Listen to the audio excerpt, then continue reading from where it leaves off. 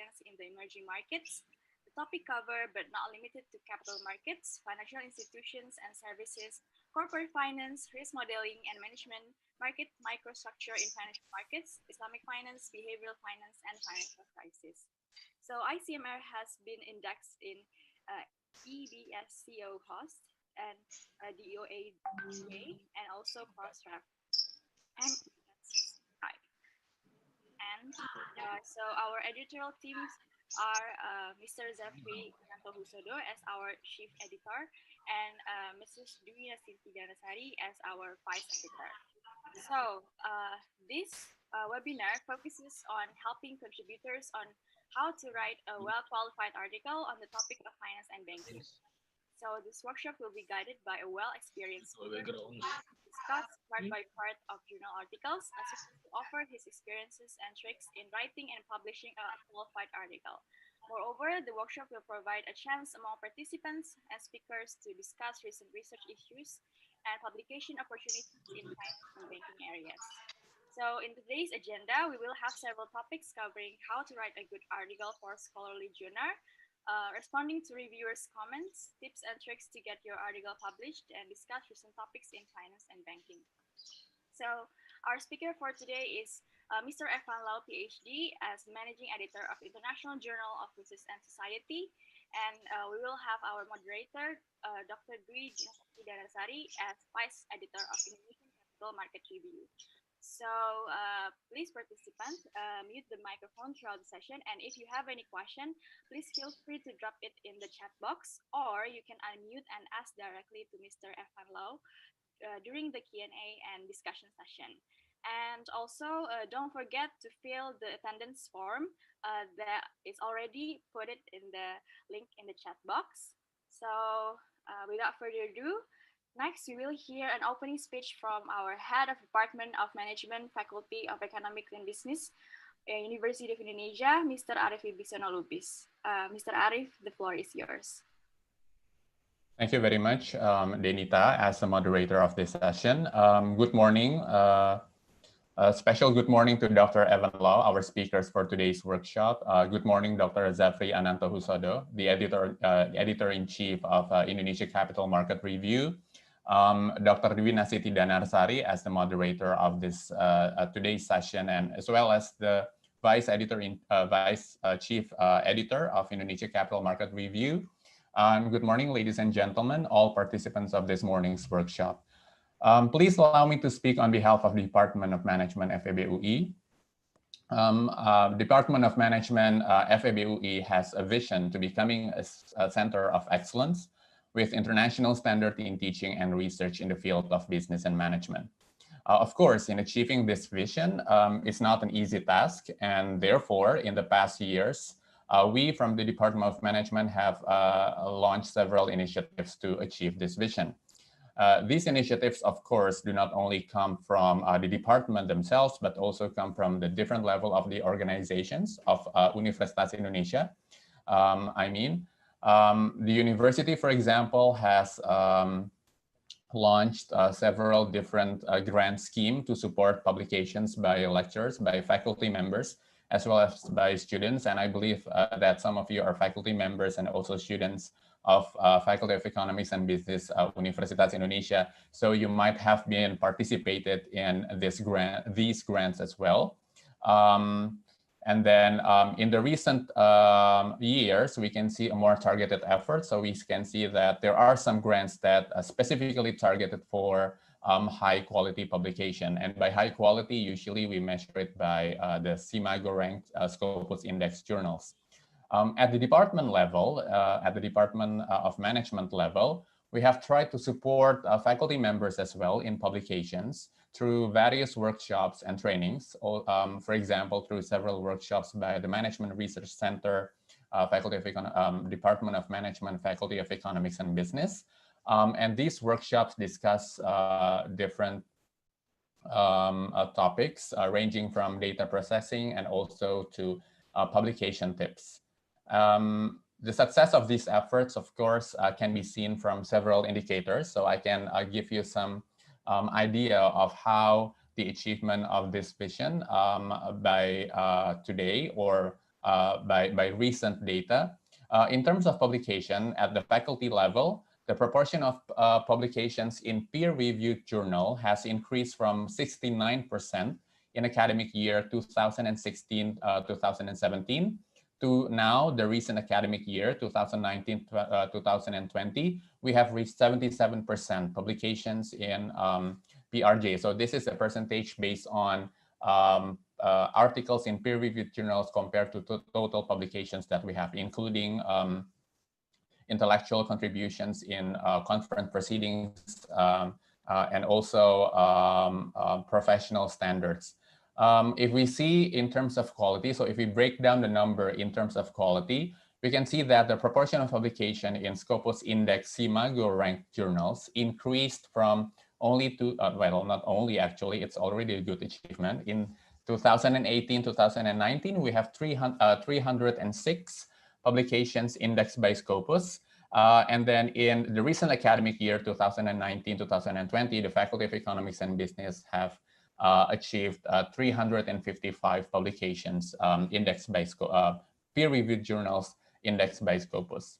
And I'm very happy to inform you that the Department of Management contributed to the highest number of articles in peer-reviewed journals in the recent academic year, which is 210. If we break down the numbers based on topics, so we know that in the Department of Management, there are some faculty members that focus more on finance, some more focused on marketing, and some might be more focused in human resources and organizations, and also other fields. We can see that actually publications in finance dominate the whole publication in the Department of Management.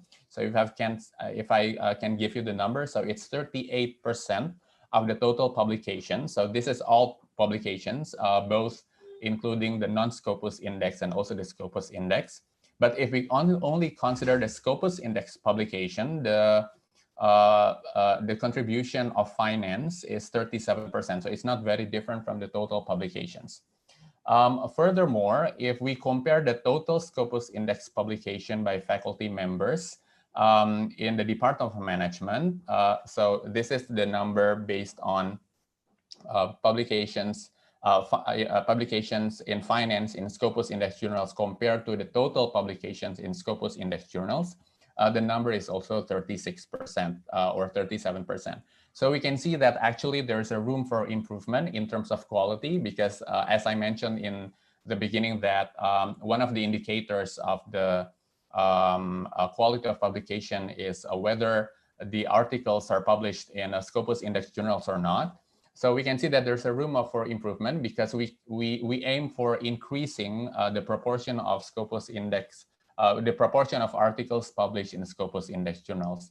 And therefore, it is really important to have this kind of workshop because the aim of this workshop is to increase the quality of publications, particularly publications in the field of finance.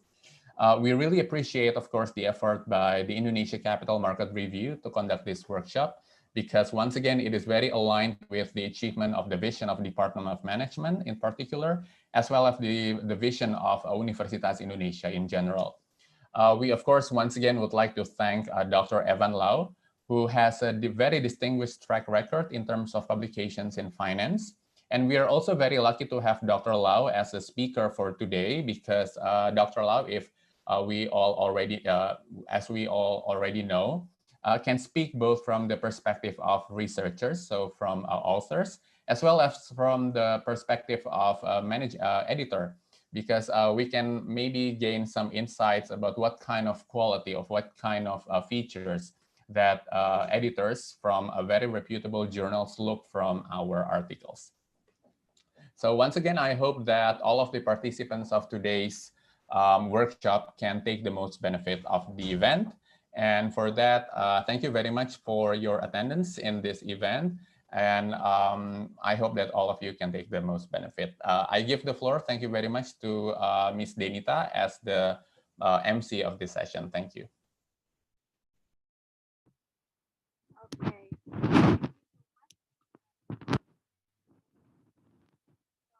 This webinar, the throughout session will be moderated by Dr. Dwi Nastiti Danasari, as Vice Editor of Indonesian Capital Market Review. So please welcome Mrs. Dwi Nastidalasari. The floor is yours.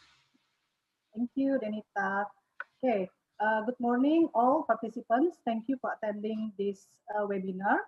Yeah, good morning also, Mr. Evan Lau. Thank you very much as the speakers of the seminars.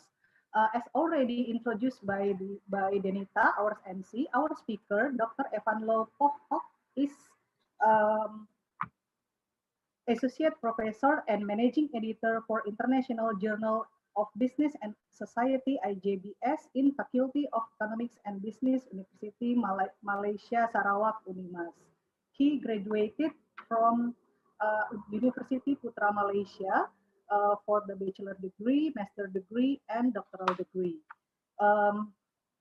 As today, his journal articles publications stand at 94 and he has 90 research papers published as chapters in books, conference proceedings, working papers, newsletters, and newspaper articles. His excellence in research has brought him several award winnings, includes Young Researchers Awards in Unimas, Excellent Service Award, research medals from Research Expos, Best Papers, and Highest Impact Journal Paper Award. Our 2 days workshop consists of 2 sessions with a short break in between. In first session, Dr. Evan Lau will present and share about the recent topics of in finance and banking and how to write a good introduction and literature reviews for scholarly journals. After the presentations, the participants may have Q&A sessions and discussions. You can write your questions in chat columns. For those who join in YouTube, may also write the questions through the chat columns and we will read your questions after the presentations. After the first sessions, we will have short 10 minutes break. Please, all participants, not to leave these virtual meeting rooms. After the break, we will have second sessions, which discuss the research methodology sessions, how to write research result, how to respond to reviewers, discussion about publication opportunities, and tips and tricks to get the article published. And also, we will have Q&A sessions after the presentations. So, all participants, we will hear the presentations from Dr. Evan Lau. Dr. Evan Lau, this floor is yours. Dr. Evan, would you like to present by yourself or would like the committee to display the presentations? I can do it myself, no problem. Oh, All great, right. thanks. I think Yes. it's better that way. All right. Again, very good morning to all of you, and thank you for organizing, especially to the Indonesian Capital Market Review and Ibu Dwi here for organizing this important workshop or webinar. Although we are far away, but research and technology connect us in the sense that we have this kind of session this morning. And thank you very much for the MC just now, Denita, and also thank you very much for the head of department who give the highlights for the publication, especially the achievement for the department. I think I would say congratulations to the Department of Management, especially on the achievement, especially on the numbers of publication in Scopus Index Journal for the year, and surely this will continue on with all this and with all the effort and collaboration in research and so on, right? So before I start again, I would like to say that before I share my screen here, I would like to say that what I'm going to share this morning is just what I've experienced for the past, especially for the past 15 years. I've been in this particular academia field after I graduated from my a PhD. So these are part of the experience, and not the best experience, but it's an experience that that I think will be hopefully to be beneficial for all the for the participants to move forward and then to grow much more better than myself, right? So I share my screen here. Let me find some. Yeah. Right. I think I have this. I hope you can see this part.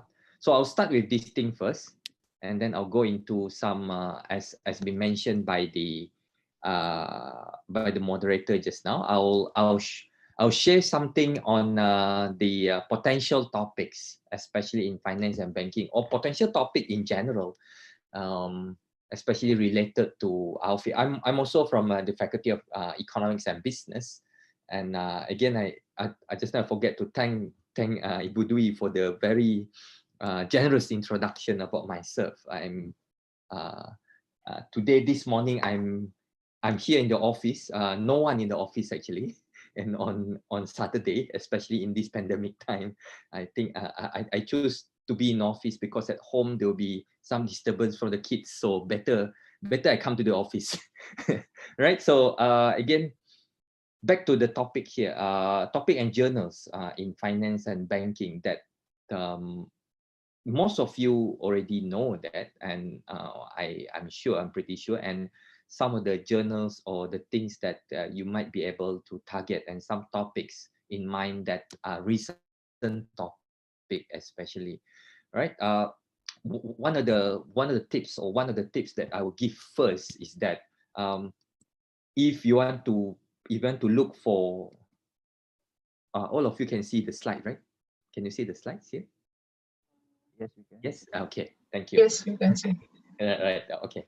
Right. I've given the slides to the organizer in PDF format. If you want the PowerPoint format, no problem. Also, I can give later. I also share some article actually. So some of the topics. One of the first tips is that you want to publish in certain journals, especially like this. This in finance. If it's in finance, this is #1 journal. The journal, the most #1 journal in finance. Anyone in finance, or although we are very much a department of management, but as related to the topic itself, what we discussed this morning, journal of finance is something that we look forward to if you want to really publish in the top finance journal, the top 4 finance journal. One is Journal of Finance. It's #1, always #1 here. So look at this. This is very interesting. For me, this is very interesting. I searched this few days ago, and I found that there is a call for paper for conference, right? For the conference on financial consequences on COVID-19. So one of the most hottest topic for the past few months, and will be continue on. I'm pretty sure will be continuing for the next 2-3 years, will be certainly on COVID-19. So if certainly joining here with me this morning, if you are from postgraduate students, some of the topics that you might interested in is to put this pandemic maybe inside your model, or inside your research and so on, to make it, to link to that part, right? But anyhow, so that's the second tip. The first tip just now: look for call for papers, especially in this top big journal in finance, in economics, in management, in marketing, and all the field related in Faculty of Economics and Business. So look for the call for paper, because most of the time they have call for papers. Like this one is for the conference, or maybe for COVID-19 related issue. So this one, interesting. It says it's still in time to submit.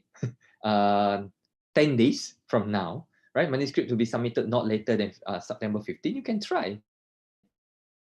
No problem.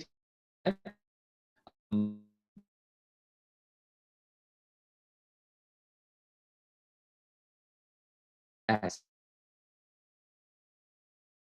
by with another top university in the world, where they produce a lot of Nobel Prize laureates, Nobel Prize winners. So pretty much that this one is a very good opportunity that I can start off with, right? So tell me what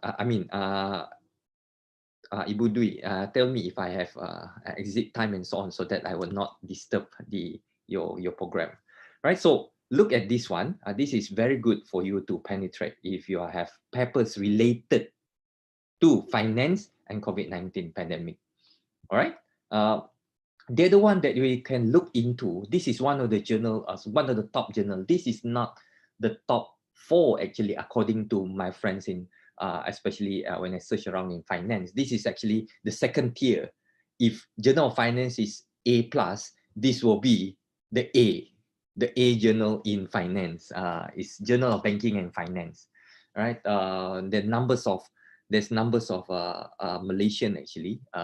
There's numbers of Malaysian do publish in this journal, and this is one again. Although it's already over, this already published in Journal of Banking and Finance, or JBF in short they call it.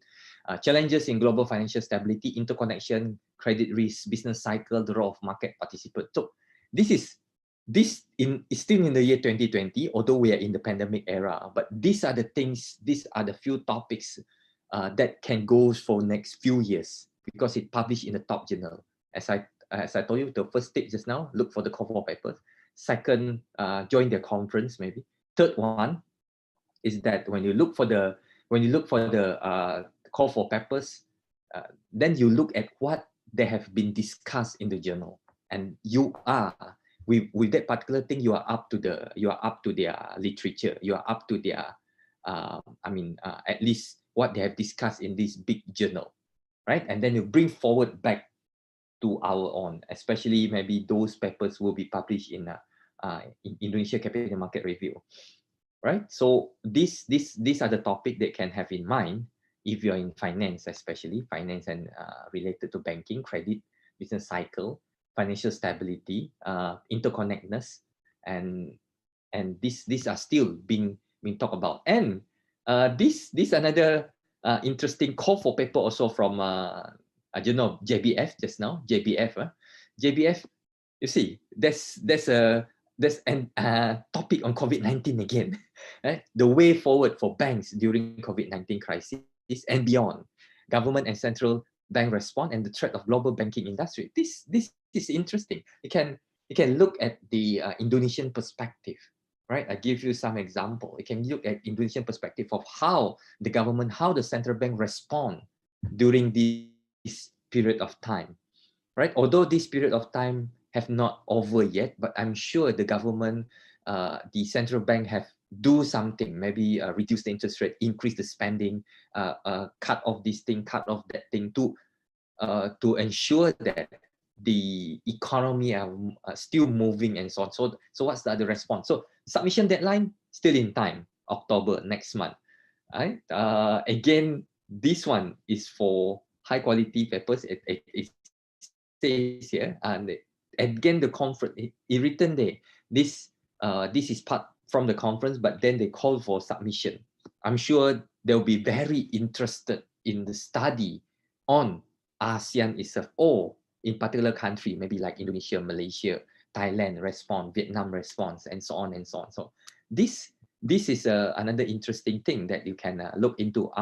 After the global financial crisis, this is the crisis that we're in now, the COVID-19 crisis, where all the countries are involved in now. What part of things that have been put forward by the government, the stimulus package, and all the other things. So this is one that I can look into, that you can look into also, right? The next one here, sorry, yeah. The next one here also, this one also from journal, from JBF. They have a lot of special issue. Just look at it. Just look at the call for papers. The call for papers. They have another one, special issue: the impact of global pandemic on financial market and institution. This is more general. Financial market, institution. Just now is on government response, central bank response. This is on financial market. So it can be stock market, it can be bond market, it can be all the others related to finance very much. Impact on the securities, on derivative, financial intermediary, on the financial system itself. How will be the impact, right? The specific topic has been mentioned down here, talks about maybe market liquidity and all the, you can have a look of this is more specific just now on the specific topic that they targeted: market liquidity, incorporation, high frequency analysis, stocks. You know, high frequency means that maybe they have daily or more high than daily, how behavioral the firms, and then and all the others, asset management. Oh, this is interesting topic that some of you might want to have a look. But this is all about the call for papers. But then again, although this is for the call for papers for this journal, these are the topics that will be linger around for the next few years, right? For the next few years, which we or all of us here in this particular room right now can have a look of what we're going to do research for the next few years. If that's your channel, yes, maybe your specialization not necessary in finance, but some of your friends, or we can have some collaboration with other your other colleagues or outside from the university. This will be interesting to explore. And also for the journal itself, for the Indonesian Capital Market Review, these are some of the targets or some of the things that the journal might be able to attract to, right? Maybe you want to do some special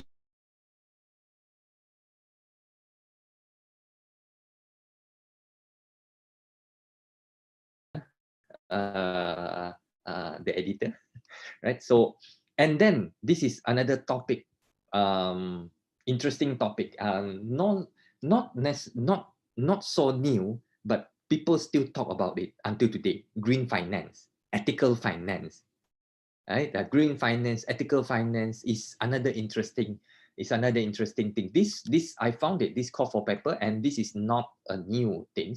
This has been around for at least a few years back when talks about it. And here is also another call for papers for special issue, green and ethical finance, right? It's interesting, although the full paper is already over, but this is some topic that you can look into in very much near future. The researchers, especially these big researchers, they still these top researchers, they still talk about the topic that we go forward is about, rather than just sustainability, green. We talk about also in finance, it's also green finance, right? So that's an interesting thing to explore. Ethical finance too, whether it's ethical, not just the focus on the CSR, but move beyond CSR into put the idea ethics into finance, and some green sustainability concept or sustainable development growth concept into finance. It'll be interesting to look forward into that kind of issue, especially it's been highlighted here in the call for papers. Talks about climate change, talks about environmental, talks about social and governance. How would finance, especially the field of finance and banking, could contribute, right? One of the finance will be one big chunk in the finance today that also related to this topic or related to social, social issues, environmental. It talks about Islamic finance and all these environmental, social, governance issue. Islamic finance very much near also here with our country here in Malaysia and in Indonesia. Especially here in Malaysia, we have a center for Islamic finance, right? The INCF here, and certainly Indonesia, maybe some of you also involved in that kind of research. But move forward, that will be interesting to explore too, on something on green finance. As I mentioned, this is also a call for paper, right? It's a call for paper, and this name is not, I'm sure this name is not, it's not alien to us. Professor Kabir Hassan, which he's also editor for one of the journal. And this is a call for paper actually on a call for paper from that focus on Islamic economics and finance. So this is more general one. You can look at that. Still, deadline is not there yet, right? You can target for that, but this publication is for next year. Certainly not for this year anymore.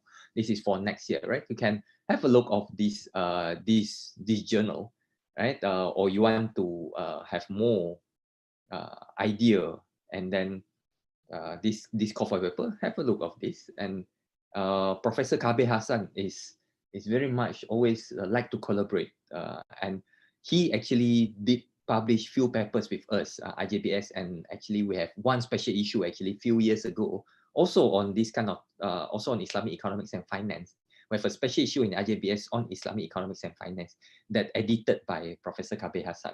So he attracted numbers of authors into our journal. So this one way actually to attract, if I were to talk on the different tone, that to uplift your journal, you need this kind of thing actually sometimes to have some special issues so that to attract some papers coming in, right? So this is from Prof. Kabe Hassan. I'm sure most of you knows the name, right?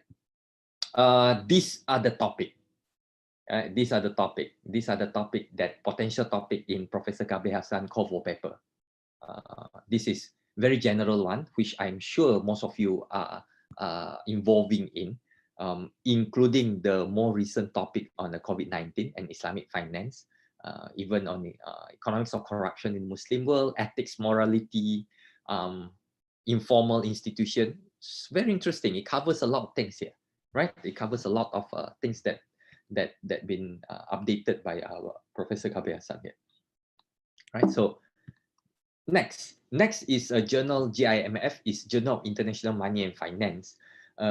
Again, this journal is not the as top as Journal of Finance or Journal of Banking and Finance. This one is a bit lower than Journal of Banking and Finance. This will be, if just now I said Journal of Finance is A+, then Journal of Banking and Finance is Journal of Finance is A+.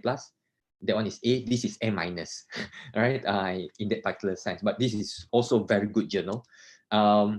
Deadline is still a special issue on conference again, on financial globalization and deglobalization, perspective and prospect. This is a little bit different, not just necessarily focusing on finance and banking. This one look at much more bigger picture where you have globalization there. The issue of globalization there and how deglobalization.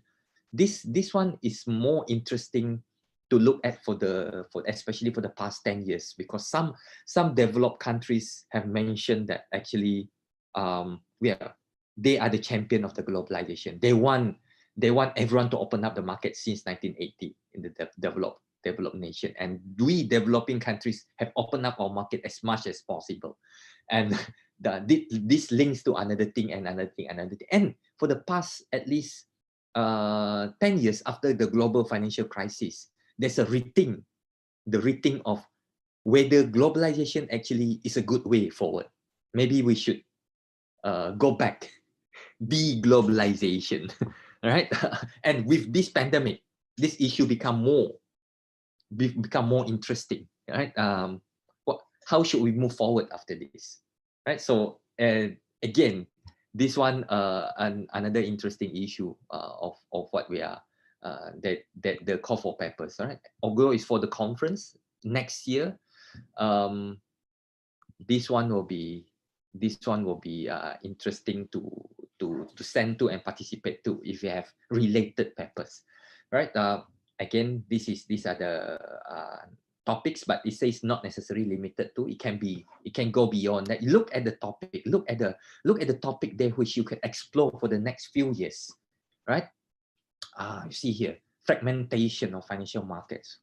This is very interesting. Fragmentation. If I would give example, in a big country like yours, like Indonesia, surely that you know that fragmentation exists between regions, between islands, so fragmentation in financial market. Although the financial market might be as overall as a country, but if we can look into more specific region by region, that will be a very interesting topic. But I'll talk more a little bit more later on this part. Then measurement. Yeah, some of the interesting topic here, right? Digital currencies. Wow, and a lot more. This one is actually a journal, a call for paper from the journal called Financial Innovation. They just have their first impact factor, means that they are not just corpus journal, they are impact factor journal. All the 3-4 journals that I mentioned earlier are all impact factors, surely, very high ranking journal. This one, COVID-19 Financial and Economic System. This is actually a call for paper from Financial Innovation, and the editor is actually Professor Parish Narayan, which I'm sure some of you knows his name also in Indonesia, because he's involved with the central bank journals of the Indonesia, which already Scopus now. I think the journal is already it's already Scopus stage. So this is a call for paper, and the guest editor is Professor Narayan from Australia. Yeah, Financial Innovation, a new journal. I just knew this journal few months back, not because I published there. I have not published there yet, but they asked me to review paper. So oh, this is quite new. Then I look at the journal. It's a China-based journal, but very strong journal, especially right now. They look a lot of new issues on Bitcoin. They look a lot of issue on fintech. If they do on something on fintech, Bitcoins, you can try to look at that, at financial innovation again, right? So interesting. And just to share some topic with you. This one also along the way, I also share this. These are 2020 publication. This is one journal called International Review of Economic and Finance. This is also a good journal in Elsevier. Found this few days back. You see the topic there. They still talk about bank regulation efficiency. I will talk about this paper later, more detail, because this paper is very interesting. The outline, the introduction, and so on are very interesting, right? I'll talk more on that paper. This one also, bank regulation efficiency is not a new topic, but then it still can be done again and again, repeated here again. This one looks at 21 countries using GMM and so on. I will go more detail later. This one, another issue on, not new issue, oil and stock market, not a new issue, but the focus is on COVID-19. Some preliminary results, right? Again, published in International Review of Economic and Finance, right? And I think some, this one is, the author, some of you might know the name, Iftikhar Hasan, so famous in Indonesia, I'm sure. Found this one of his latest paper published in 2020 in Journal of Financial Economics. This is top journal. This is top journal. On democracy and credit. Interesting. If you read the abstract, does democratization reduce the cost of credit? So this highlights a lot of things. This attracts a lot of authors to read. See the topic, the title, straightforward, short, precise, democracy and credit. I'll talk on this paper also, Journal of Financial Economics, right? And this is also a good journal. I found that this, I know this journal. I reviewed for them before. Finance Research Later. It's a short paper. Normally they goes like this one, 7 page, 5 pages, 8 pages. Very short paper. I'll give some example. I have a lot of example of this. You see this topic. The topic is infected markets, novel coronavirus, government intervention, stock return volatility around the globe. Wow, this is attracting, right? The explore, policy response, novel coronavirus, 67 countries around the world, and the 67 countries, including our country, Malaysia and Indonesia. You want the full paper, so you want to download it, you can go download. And I found that in this journal, Finance Research Later, they publish a lot of papers on COVID-19, on coronavirus, a lot recently, 2020, a lot. I can search more than 10 papers I was like very surprised. They already published more than 10 papers on related on finance, related on COVID-19. Another topic to explore. Right?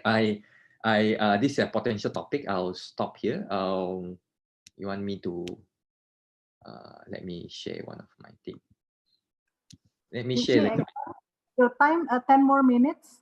Okay. Yeah, I have another. This will be a. I will talk a little bit on just now. First one is on potential topic maybe. This one will be more on. This one will be more on how does a paper looks like. Especially, I will try to focus in these less than 10 minutes on introduction, right? On introduction, especially how to write a good introduction, how to attract people to read your paper, or especially the editors from that point of view, or point of view. Writing for reputable international journal. This is my. I will not go too much on. This is my infographic. Everyone can do this. Highlight your best thing. You want this soft copy also? I have it.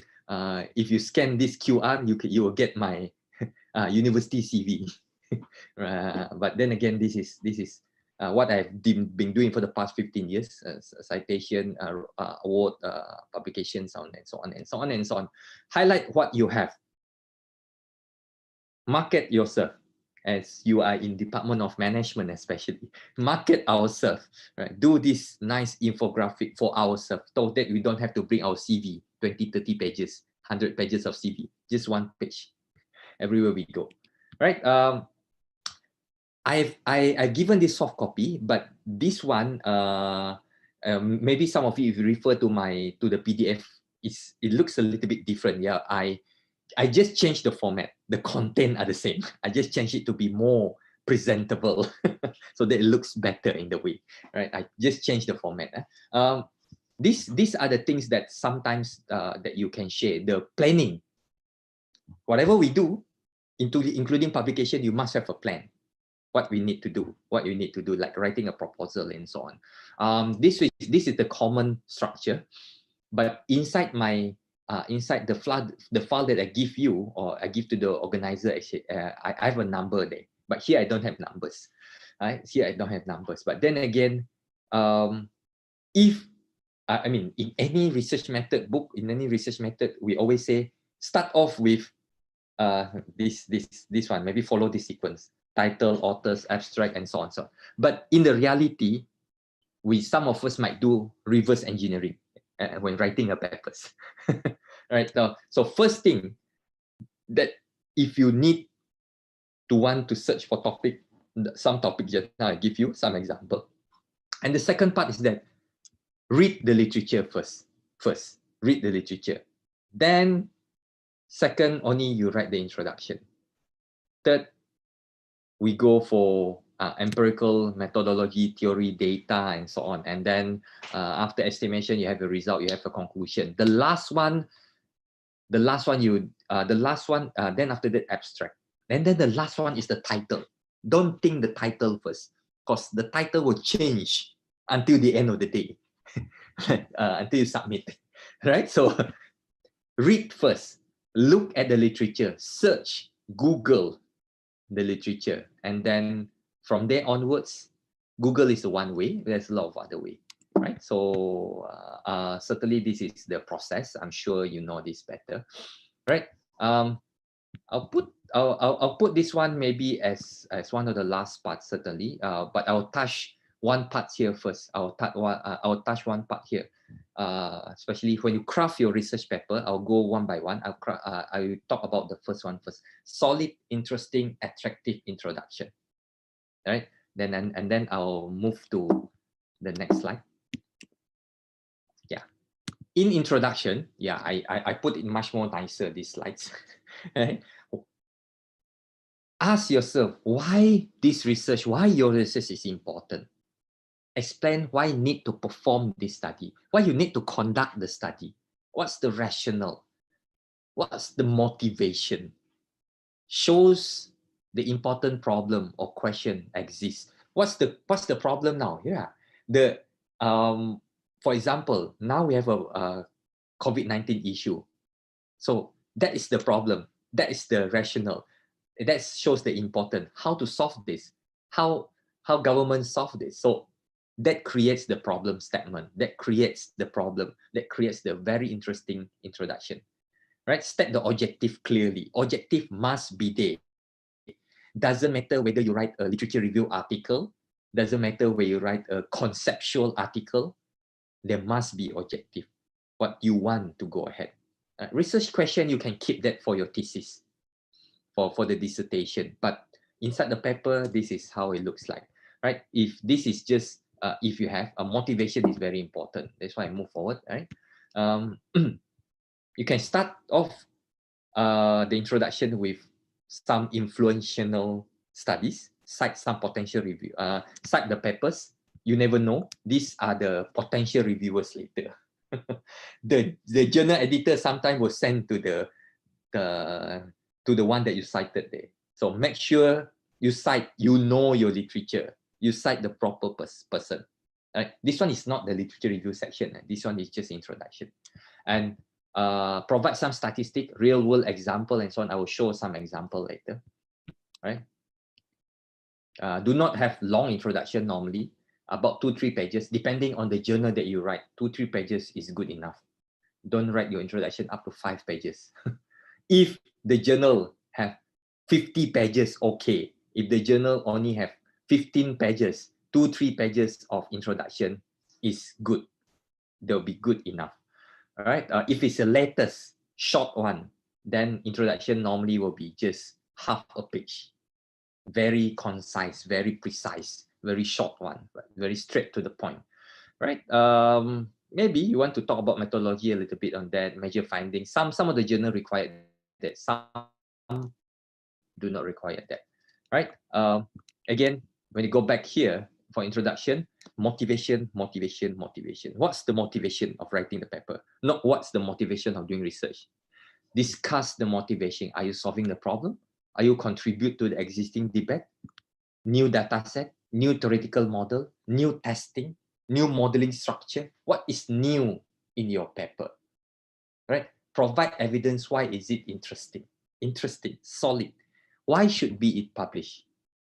All right. So that is the part that the introduction part that is very interesting. All right. Again, if can, try to avoid this kind of word. Avoid the word says that this is the first study. My study is the first study. My study is the first in the world. My study is the first. No. Try to reduce that word. Right? If you want to put that as your novelty or contribution, put that as a last contribution. Right? Put that as a last contribution. And also put the contribution of limited study. Can be stated, but as a last motivation, as a last contribution. Right? Because of limited study, because the literature is so haywire, that's why I want to do the study. No, don't start off with like that. Start off with what is the issue, and then you go ahead with that, right? And avoid some negative thing, negative terms. Be polite, as I mentioned. Right? So some example of introduction, although this is literature review, I give, yeah. For example, here, I give this example. I give this paper as an example. Then I'll stop here. You do it. Right? Is it okay? I think it's about. Fine. Yeah. Okay. Fine. Yeah. I just explained this a little bit, and I'll stop here. So this journal, this paper is nothing to do with finance, but or economics. But it's an interesting paper to read through as anyone.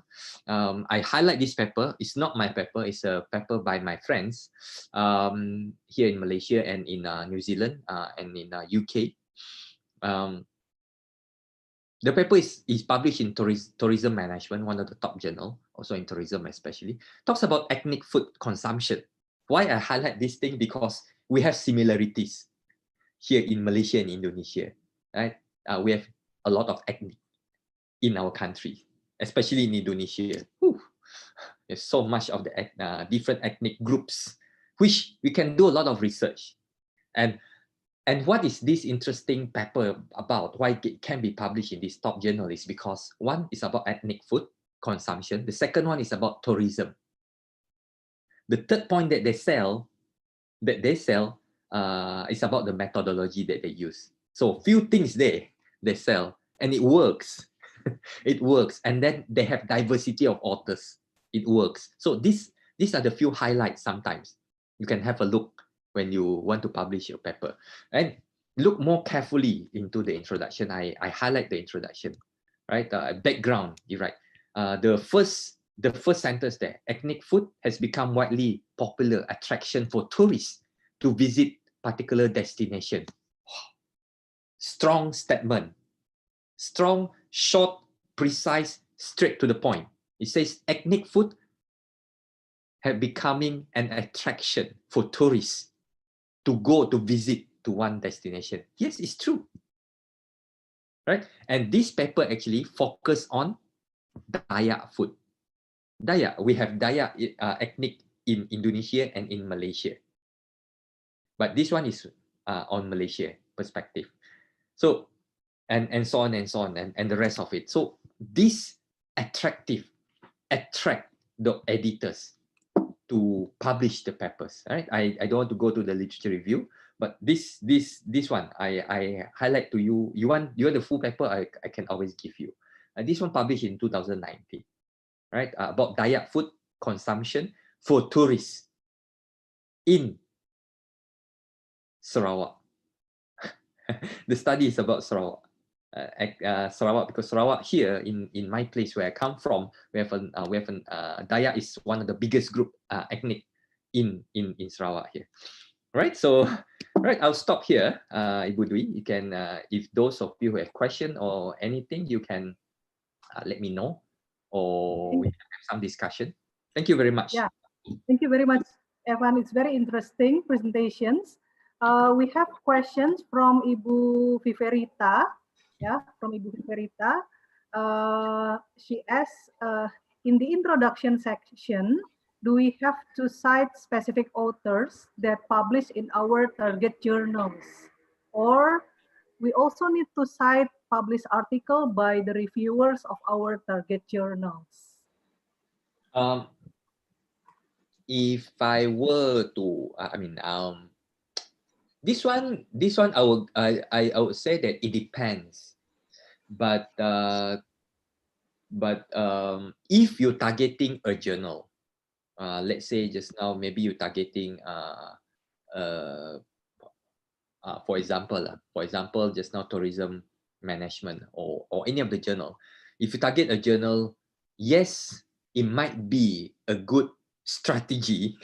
It might be a good strategy to cite papers from that particular target journal. Right? It might be a good way.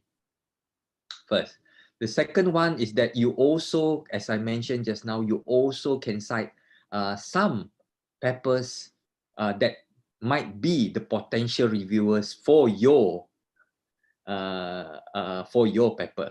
Some potential one, but make sure this potential, the one that you cited, the potential reviewers, is the relevant papers. Relevant papers means that the one who do almost or very similar to what you are doing. Same thing goes to the target journal. Let's say your the target journal A, and you do something on A, related to A. So certainly you will need to cite some of the papers from this particular target journal. Some, not all. Do not overwhelm. Do not put too much in the reference. All from the same journal. You must have diversity also in that reference, right? So yes, it can go that way, but it depends on yourself, not necessarily it might every time. Okay, thank you very much. Have any more questions? Any more questions? Any more questions? You can ask through this chat also. You can, you can ask through the chat, or you can ask directly. Yes. Any questions? Any?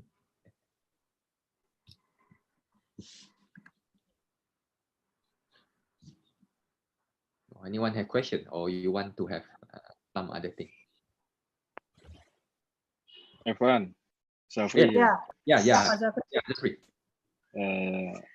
In your experience, how hard to sell Malaysian perspective to international journal, especially in finance? You mean Malaysian studies, right? Yes, because I always have the experience of comments from reviewer that the Indonesian studies, especially in finance, is not really matter for the overall contribution in specific fields, especially in finance. Yeah. This one, Zafri, or the rest. I mean, and the rest of those who are listening this morning.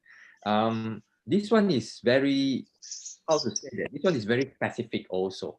I would say that this one are very specific to very specific journal, very certain specific journal, especially outside there. International journal. Or it can be very specific to very certain editors only, certain editors only. But if I were to respond, this is that they should not just limit themselves. Yes, certain journal outside there, although they say, although they are international journal, although they are top journal, although they are internationally recognized journal, maybe their impact factor and so on. But then again, if you see their papers are mostly published, those papers from developed countries. They don't really publish papers from developing countries. That's the reality, Jafri. We cannot deny. Some journals are like that. Some editors are like that. Not to say we try to avoid that, but you certainly can rechannel a little bit, and then look especially at the aim and focus of the journal, the aim of the journal. If the aim of the journal says that they only publish papers from America, let's say that is their objective of the journal. We only publish paper from Europe. Okay, then I have nothing to say.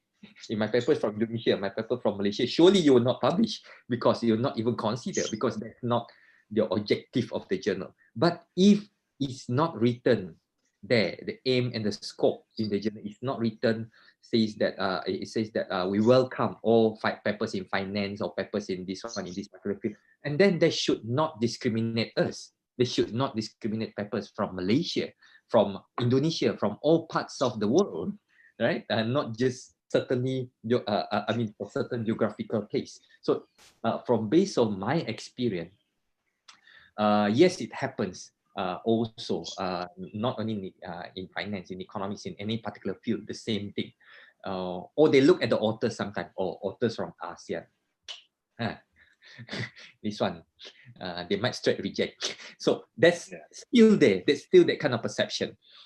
So sometimes we can play a strategy. You can play a strategy a little bit to ensure that we can penetrate in this kind of maybe big journal. Yes, it can be an Indonesian case, Indonesian experience, or Indonesian one country kind of study. But then again, maybe in terms of authors, maybe you can play a little bit of strategy, like sometimes I do that also. I invite some of my friends from European side, and then put them as a co-author, ask them to look at the paper, maybe comments a little bit and improve it, and then send to some journals in the European side or the US side. Well, maybe when the editor sees that, oh, there's a diversity, maybe we can tag the paper. Like I told just now, in the example that I give you on the ethnic food consumption just now, there's a diversity of authors, not only from Malaysia, but from outside Malaysia, from New Zealand, from China. One of the authors actually from China, and from UK. So they play that kind of thing to penetrate.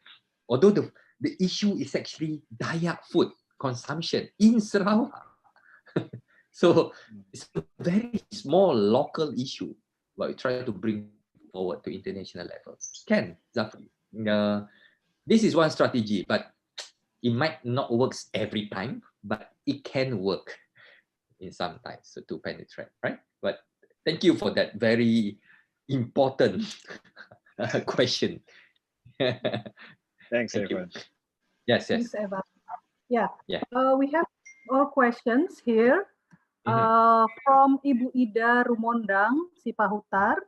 The question is, in introduction, you said we should avoid some statements and avoid negative terms, but sometimes I read those things are written in other way. What's your comments about this? Ibu Ida, maybe I can get some clarification. When you say that sometimes I read those are written in other way, in other way means that it's written and you know it's negative, or it's actually written in a much more subtle way, in much more yang lebih if I use bahasa Malaysia, yang lebih lembut, ditulis lebih lembut ya. Ataupun written in much more better way. Is that what you mean, Ibu Ida? Okay, right. So that's the way, Ibu. I mean Ibu Ida. That's the way you in research. Yes, we can always say that this study is contradict with this study. This study says like that. This study says otherwise, and this study, these authors might not agree with this, might not agree. But we use a choice of sentence that are not demeaning people, are not downgrading people. A choice of word. It can be a negative things, but you write it as if it's a positive thing. You know, maybe this is for example in the literature, especially, or sometime in the introduction, and people say this is what happened, right? I give you an example just now. The process of globalization have been go forward since 1980s. The developing side, we are going. We are already in globalization. Every countries are connected with each other because they say we cannot stay in isolation. So every economy, every stocks, every finance, every businesses are globalized in that sense. Especially right now in the information technology with the IT, everything are globalized. Everything are fast and globalized. Right, true. But then again, there's a maybe negative impact out of it. Maybe we bring forward to maybe some social issues, some other issues, you know. So this one looks like negative, but we talk about as if that globalization is still there, but now countries or now researchers or now policymakers are talk about maybe we should slow down the globalization in a way. So slow down the pace of globalization so that we slow down this kind of issue and so on, this negative issue. So we can talk in that way, in much more subtle way, so that it doesn't look so negative. Says that you are wrong, your research is wrong, your research, you should not say that in the research paper. That's what I'm trying to say, right? So Ibu Ida, can you get that? Thank you very much. Yeah, there's two more questions. Wow, good. Next questions from Pak Usman. The infected market manuscript in finance research letter employs 67 countries globally and covers granularity of each countries. The question is, how do we sell our manuscript if we only employ 8 countries or less? Do you have any suggestion to convincing the editor that less sample is enough? This one, let me find the paper just now. Oh, I have numbers of papers here. Let me find the papers. Hopefully, I click the right one. Just bear with me for a while. I already stopped sharing. But while saying that, the paper that I showed just now shows about 67 respond or countries, right? One thing you have to know in mind is that not necessarily when you have a lot of countries inside your research or geographical place or region or something like that, you'll be able to publish the paper. Not necessary. Sometimes even with just one country, you can publish it in a very good journal. So not necessarily. It's all depending on, right?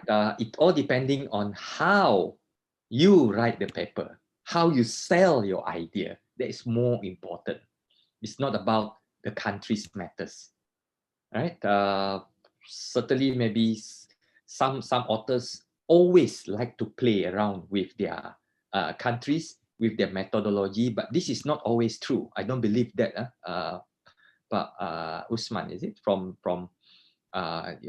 your question? So if you have 8 country and that 8 particular country have a very interesting research problem and the issues that you try to solve, and it's very significant, that's the most important thing. Are they interesting? Are they interesting to sell?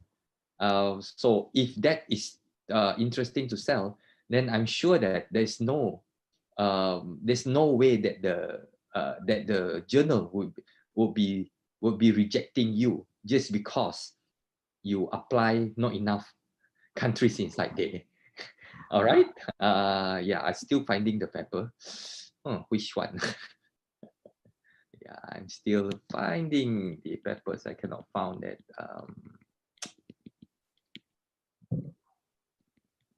I say I cannot find the papers.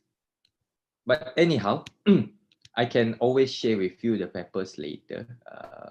Along the way that yeah, it seems like I cannot find the paper right now. So, but anyway, thank you very much for the question. It doesn't matter what do you have, or what countries actually. This one I share with you this one. Let me share with you one article. Although it's not the paper just now. It's not the paper. Sorry for doing this. I hope you can see. I hope everyone can see this. Yeah, my name is there. I'm market the paper, and it's very related to finance. So I market. Yeah, I market this paper for all of you. This has just been accepted last month, August. It's a teamwork by my colleague Renda. Renda is also your fellow Indonesian. The second author there is a student, PhD student, and my name is there to help to contribute also in that sense. So this one is a case study of one country, Indonesia, only one country. Right? If you can see this, the research examined the effect of corporate reputation on firm risks in developing countries for the sample of 256 Indonesian firms for the period of this one. So we use panel, 256 firms, the time period about 6 years, use GMM. And it published in one journal called International Journal of Finance and Economics. It's impact factor journal by Wiley. I think should be, forget the impact factor, should be 0.9 or something. Not very high, but it's not a very top ranking journal, but then again, it's good journal, international journal. Right? This is one of the papers that I also share along the way of talking about how to write a good, maybe introduction, methodology, and so on and so on. So this is one country. If you have 8 countries, surely you can sell it better. Right? I have a lot more other examples, but this is just one example that I have now. Right? I could not find the 67 one. Don't know where I put in my file. Right? So, but thank you very much. Yeah, thank you very much for the question. I think Next very one. much, Usman. Next questions, it's from Pak Devri Kusuma. Pak Devri Kusuma. He asks, his question is the objective of the paper only 1 or 2 objectives sufficient to make it precise, or can be more than 3 objectives? What do you think? Objective. Oh, this is about objective. All right. Yeah, just now. Only 1 or 2 objective, or can be more than 3 objectives? Okay, I will answer this. First, again, just now back to the question just now. Is from Arif. From Pak Arif Usman. Thank you very much for attending this one. You are my friend in Facebook also. Anyhow, you sent me the link also. Talking about objective, Pak Defri, Kusuma. If you ask me personally, in a paper, normally, if I write the paper of with my group of friends who write the paper, normally in a paper I only have one objective, or maybe the most two objective to answer. Maybe your first is maybe to look at this issue, the second that looks to another issue that related to the first issue. Do not confuse. I'm not sure whether I'm on the right path, but I want to give this to all of you, is that do not be confused objective and hypothesis. Do not be confused with objective and hypothesis or research question or whichever related to that. Although we don't write research question inside the paper, right? Objective is objective. Hypothesis is hypothesis. Hypothesis can be generated more, or hypotheses are generated more from one objective. I mean, one objective can have 3, 4 hypotheses or something like that. But objective can stand as one, stand alone, one paper, one objective. It's okay. But hypothesis will be more than that. Because you want to look at this, you want to look at that, but also all related to that particular objective. Right? Do not be confused on that part. Do not put too much objective. 3 objective. You're not writing a thesis. Writing a thesis, yes, you have 3 objective, 4 objective, no problem. Paper, keep it maximum up to 2 objective. Maybe first you want to do this. Secondly, I want to look at this issue. That's it. Enough. For example, maybe first you want to construct. You want to construct some index, maybe some risk index, financial index. And then the second one, you want to estimate the index that you constructed and to see the forecast stability. 2 objective, enough. That will be very good paper to construct and to forecast. Right? Thank you very much. Okay, thank you. Yeah. One questions from Luciana, Ibu Luciana, Luciana Indra. Good morning, Dr. Lau. Why we should avoid using direct statements, whether there will be negative views from the readers? As I read in a Journal of Financial Economics, he clearly said in his introduction, I'm the first to study this outside US. Ibu Luciana. Yes. There's numbers of authors actually says that there's numbers of authors. We cannot stop that. I mean, it's just what I feel. It's just from my experience. I also even write that statement sometimes. In some of my papers, if you look at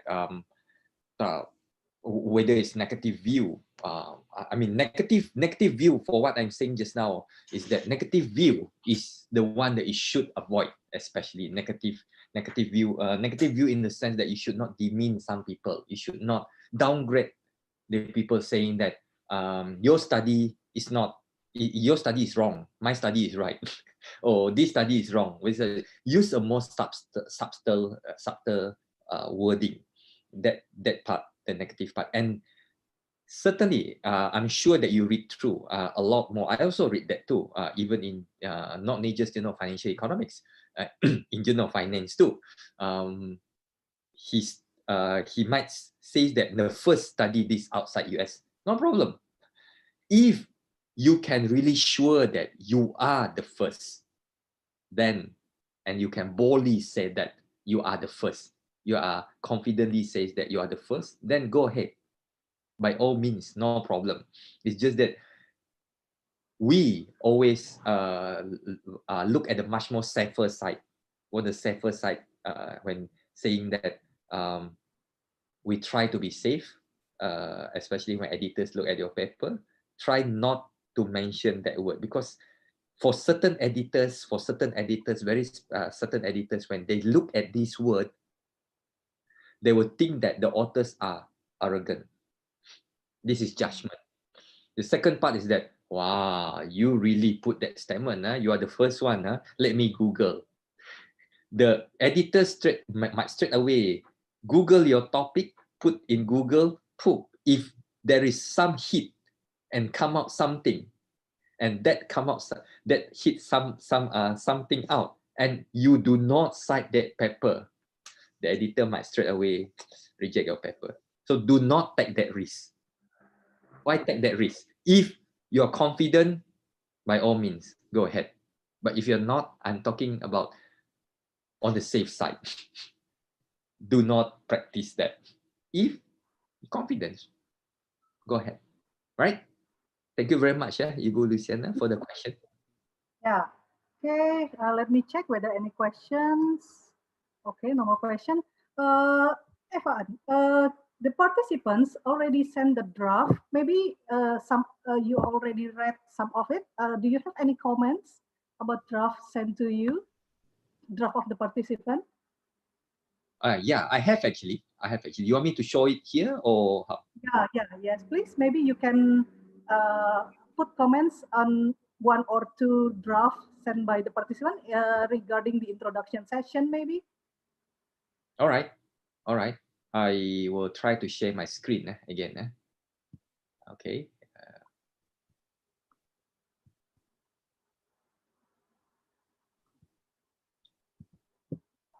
I actually have just before starting this morning, I email you actually the 4 papers. I've actually emailed you back the 4 papers with comments inside there. But anyhow, I can discuss some of it here. Let me. It's still opening. Sorry, a bit slow.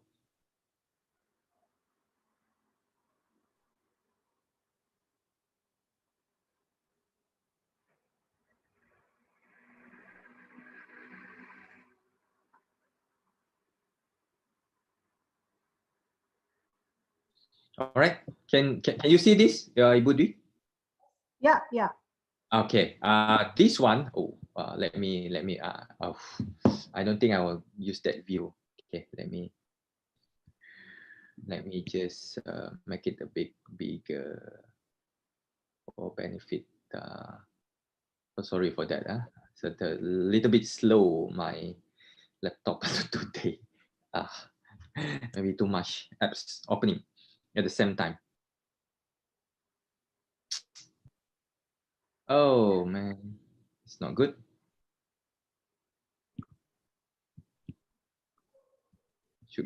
I should just put like this. You see, I put the comments like this. Hopefully the authors will look at that. This paper is I put overall as a general, not just in the introduction. This one is about competition in microfinance institution. Interesting to explore.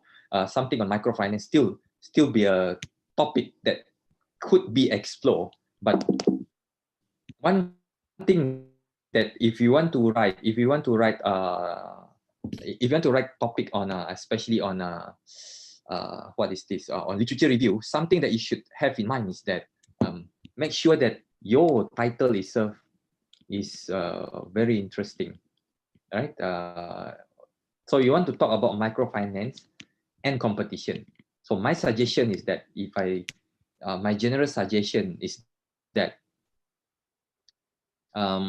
you can explore more on this part. The authors can explore more on this part on something called SLR, systematic literature review, or use some meta-analysis. Read more on the literature, certainly improve the write-up. I'll talk more specific on that. I'll go to the introduction in a while. Look at some example of SLR. What is SLR? Systematic literature review. Bibliometrics analysis. A lot in the literature now, very good one in the literature, or some do meta-analysis, right? This one just my suggestion. And when you look into the introduction, this is how I feel. When you look into introduction, you talk about the background, very general background, and talk about what is microfinance and how to sustain it. And then and so on, and then after that, straight away, we say numerous research shows that empirical evidence shows that how how the emerge of competition is still debatable. There's a proof that the existence of competition induced efficiency while motivating firms to provide more products and reduce the price of borrowers. This one, you cited papers from 1989. There's a possibility that it might happen in microfinance industry, nevertheless, and so on, competition. So you try to link microfinance and competition. When I read this introduction, first thing, as I mentioned just now, even in the literature review or literature review article, there should be an objective. Well, what's the objective of the study? What you want to do, actually.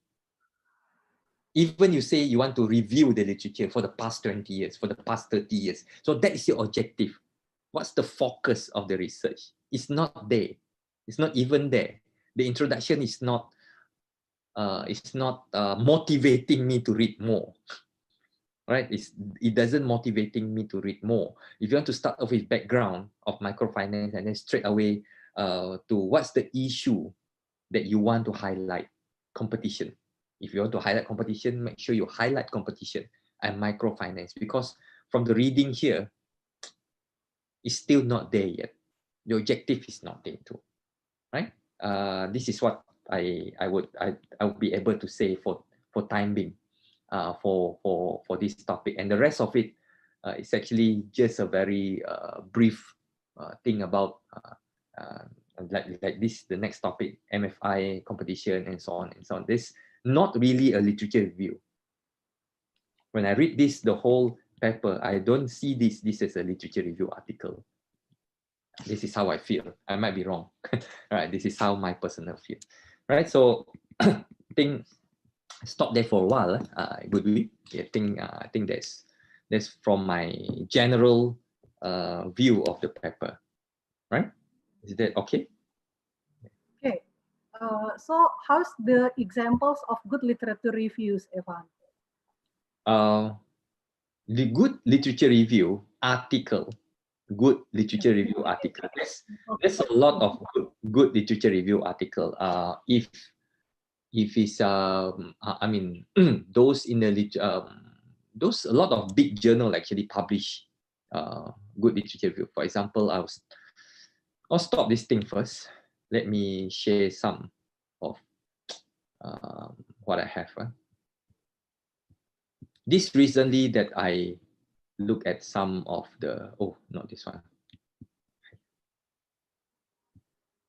not this one.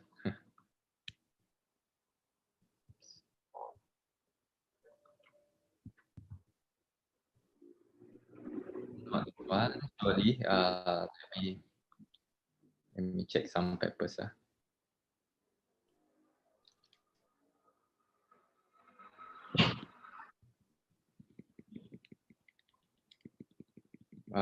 Just a bit slow, but let me check some papers. I hope this is yeah, well example like this, although this is related to health, it doesn't matter. But look at how it is written. So for example, if you want to write a literature review article which is publishable now, some editors, I attended one session with some editors from energy journal, applied energy, energy, a journal called energy, and biomass. These are few top editors in Elsevier.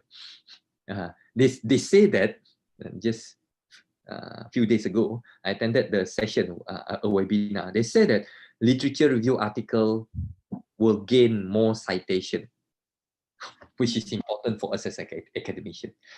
I'm also writing up a few literature review articles, hopefully get published. But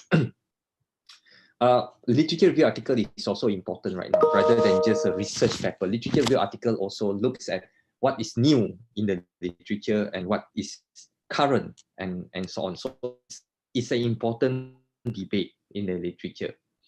So this one, if you look at that, the topic is a bibliometric analysis of peer-reviewed literature of transgender health, 1900 to 2017. So specific. very specific. So if you look at the just now microfinance and competition, is not specific. So what are you looking at? Are you looking at developing countries? Are you looking at overall? Are you looking at everything? If I were the author, I'll focus on microfinance in developing countries. Microfinance might be in certain years and so on, and then you analyze it. How to analyze? There's a lot of way of analysis. This one I will go straight. You see, they have a method. They analyze that as if like we analyze our data. Like that is a data. So you can search the paper from Scopus, Web of Science, and so on and so on, and then you extract them up, and then you these are some of the keywords they use to extract the papers, and then mapping, and then the results. They have results like this. For example, they can plot up from 1 year to 1 year how many microfinance articles have been published. Numbers, statistic. Journal editors would like to see that, right? Rather than just discuss a boring way to discuss literature review, paragraph by paragraph. No one will read it. No journal will accept your paper. Right? This one, top cited. You mentioned top cited paper on this topic. Top cited in microfinance. What journal published it? Right? Most active. And this is the most interesting part. I'm learning this thing too. I'm looking at this thing right now too in literature review article. You can analyze our literature review using this software called BOS Viewer. BOS Viewer. I'm exploring this this software also. Two, this is interesting. The bigger the bubble, the more papers are on it, the more important. Right? And the connection shows that how it being connected. Put in the papers to show that the connection, to show that the publication, to show a lot of things. Right? This one just example. And countries, geographical distribution of peer-reviewed documents. Another important thing. And then you discuss it. So analysis, bibliometrics analysis, and top 10 authors in the field. It's all analysis. You need to do this. You want to do this in microfinance, do like this example. There's a lot more other example. I have this one example here inside my desktop here, luckily. Right. This one again, very much close to your department, in Journal of International Consumer Marketing.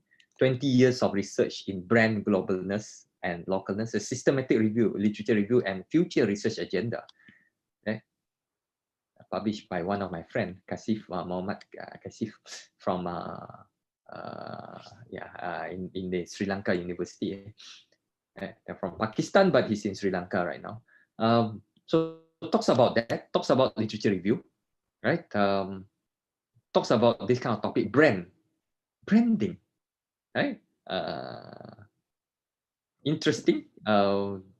They search about the authors. They use ABDC ranked journal, 32 articles, and they talk about these 32. So it's very specific. Just now, in the microfinance and competition one, that paper is not specific. How many papers actually have you reviewed? And so on. What database that is being used? It must be scientific in that way, right? And I show you one how they do. This is different from the first paper just now.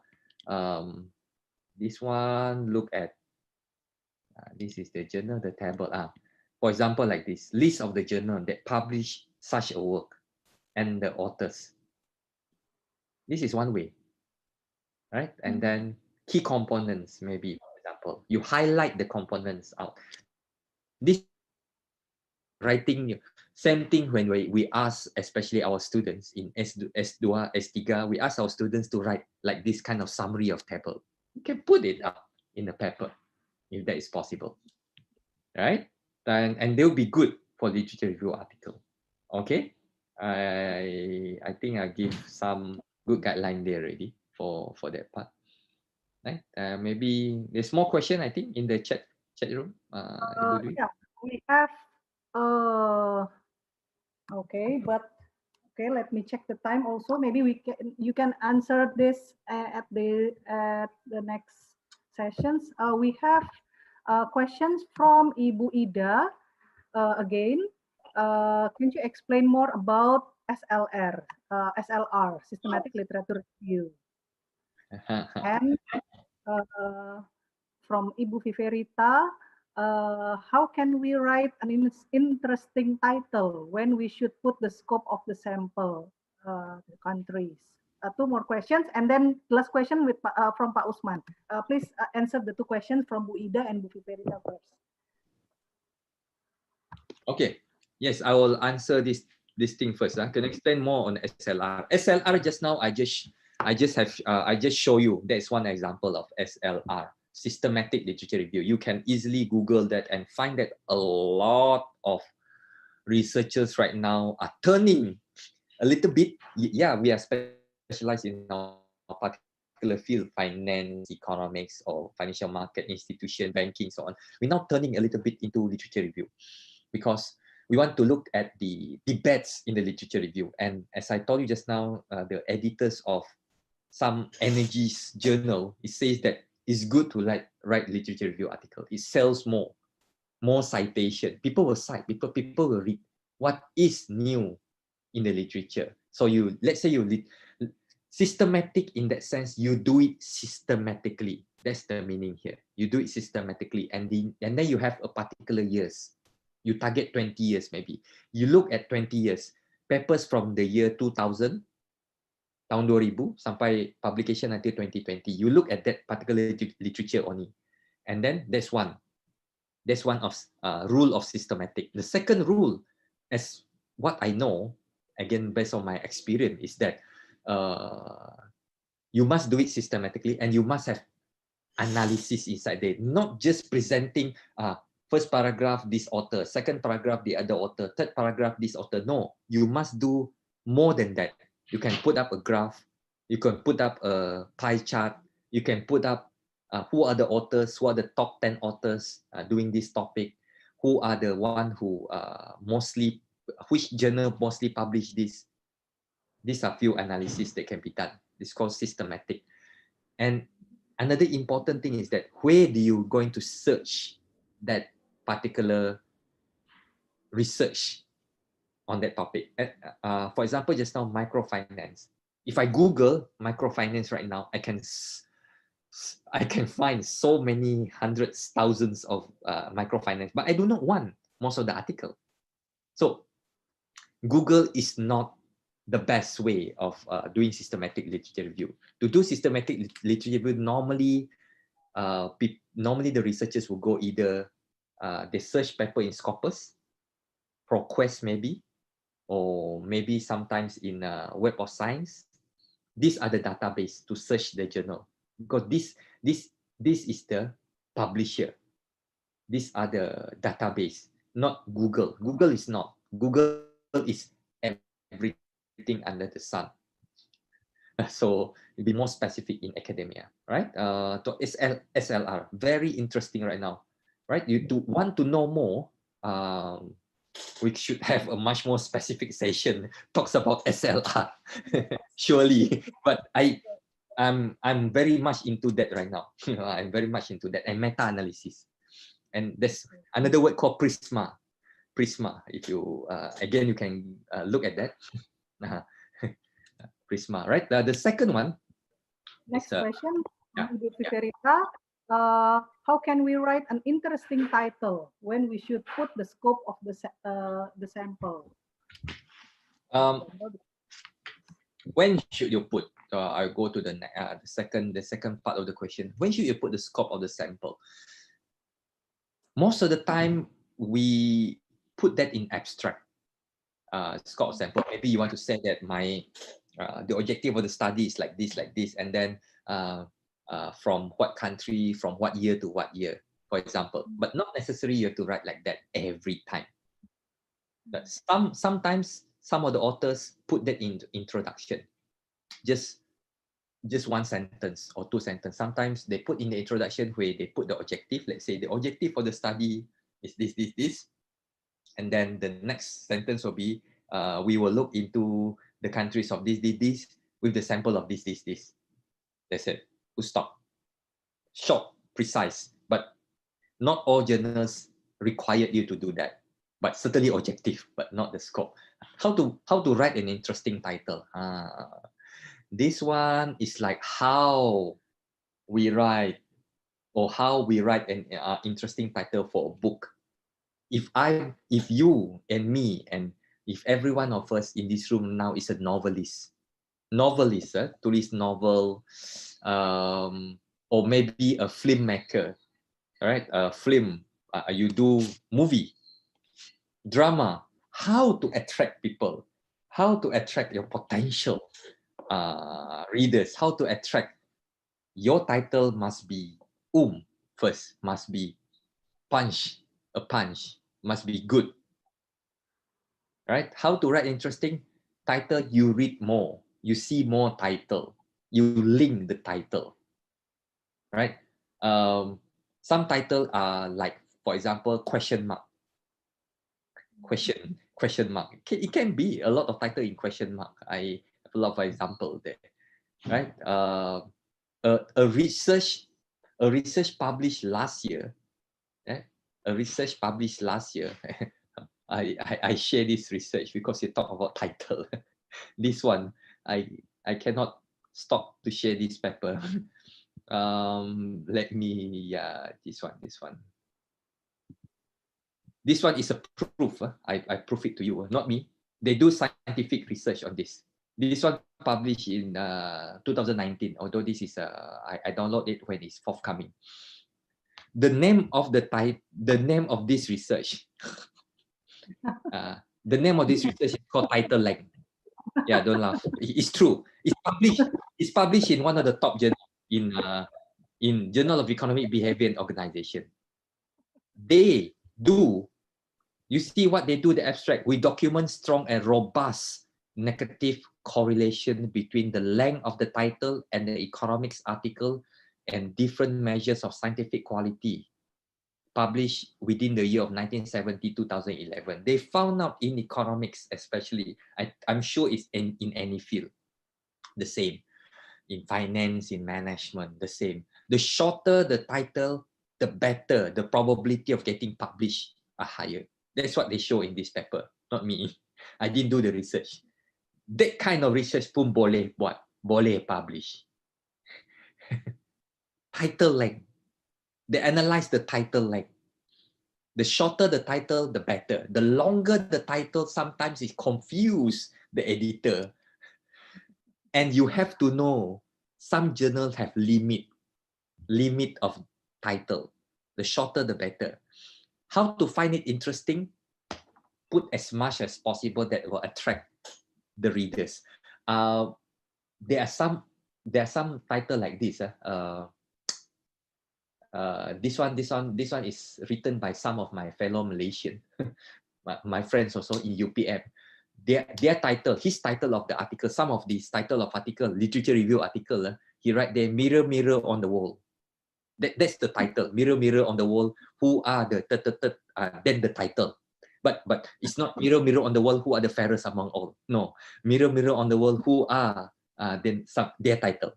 Like, attract people to read. You get me? Maybe some of you, maybe some of you in the future, after this, you want to put title like Avengers. Avengers, then some other things you want to do. Why not? Previously, I've one paper. I published one paper in one of Malaysian journal, food journal actually, food journal. I penetrate into food journal. It's a impact factor journal. Economic research, but I penetrate into food one. My title is, the title of the article is Hungernomics. Hunger and economics are combined, become Hungernomics. Create new things. Or I me and my student also, not us created that word. There's another word that we put in our title is criminolometrics. It's econometrics and criminal. We combine criminal criminolometrics analysis. Acceptable. People found, wow. Or another title that you can you can look at my profile. Another of my publication, that one some time ago with my student. One of my paper on crime and economy. I put the title on is phenophobia an incentive to crime? A question. Phenophobia is afraid of nothing, afraid of losing. Afraid of losing. It becoming my title. So if you think that is interesting, attract people, go ahead. Right? Although it sounds a bit, what is this? That is sometimes interesting part, which the editors want to read more. Okay, I think I'll stop here for a while. We take a break, right? It would be. Yeah, we have one question actually from Pak Usman, but no. It's more related to the next session. Okay, yeah, all right. About tips and tricks to be accepted in journals. It's related to the, yeah. So thank you very much, Evan, from this first sessions. Yeah, it's very interesting presentations and discussions. To all participants, we will have short break, 10 minutes. Please not to leave this virtual meeting room. Yeah, you may off your camera, you may mute your audio, but please not to leave this meeting room. We will start again in 10 minutes. Irfan maybe can put the timer here, can display the timer of 10 minutes. Okay, see you all in 10 minutes. Okay, I have a request, Ibu Dwi, from myself. Yes. I'm going to exit this this meeting for a while. I'm going to restart my laptop because I think my laptop's move a little bit slow. It needs some restart because it has not been restarted for quite some time. So I need to restart and I'll come back here in a while after. Okay? Sure. Right? Yeah. Sure, see you in 10 minutes. Yes. For all participants, please stay here, not to leave the meeting room. Irfan, put the timer 10 minutes, please.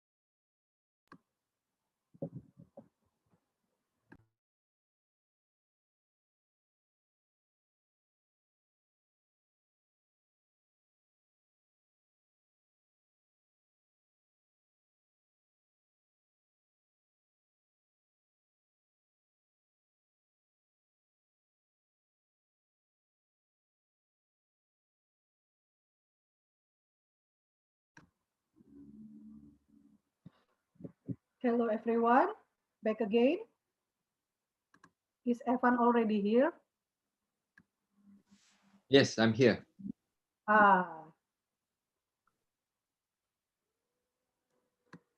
Yeah, thank you. Back again. Let's have the next sessions about the methodology, results, conclusion sections in the article, and then how to respond to reviewers, tips and tricks to get the article published. Please, Evan, you can continue the presentations, and then after that, we can have Q&A and discussion sessions. Sure. All right. I'll share my It's very cute. slides again.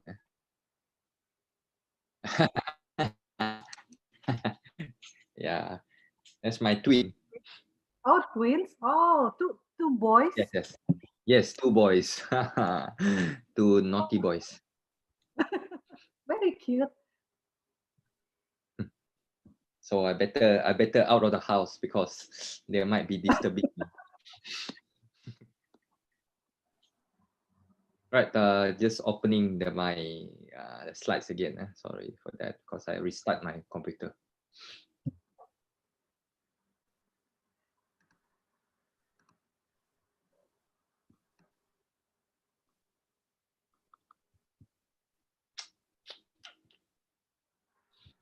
Let's wait for a while, right? What happened here? Yeah, it's coming up. All right.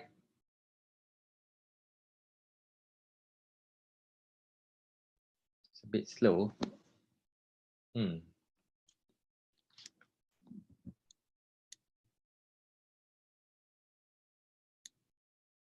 Okay, my slide is back.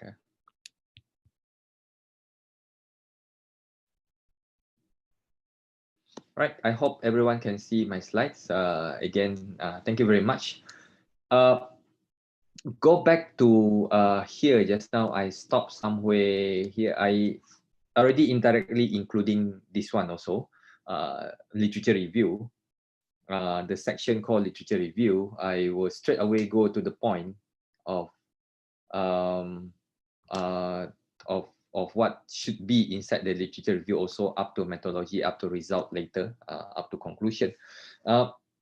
Certainly, if you're writing a research paper, you do not have time or we don't have enough space actually to include all the published paper of the given topic.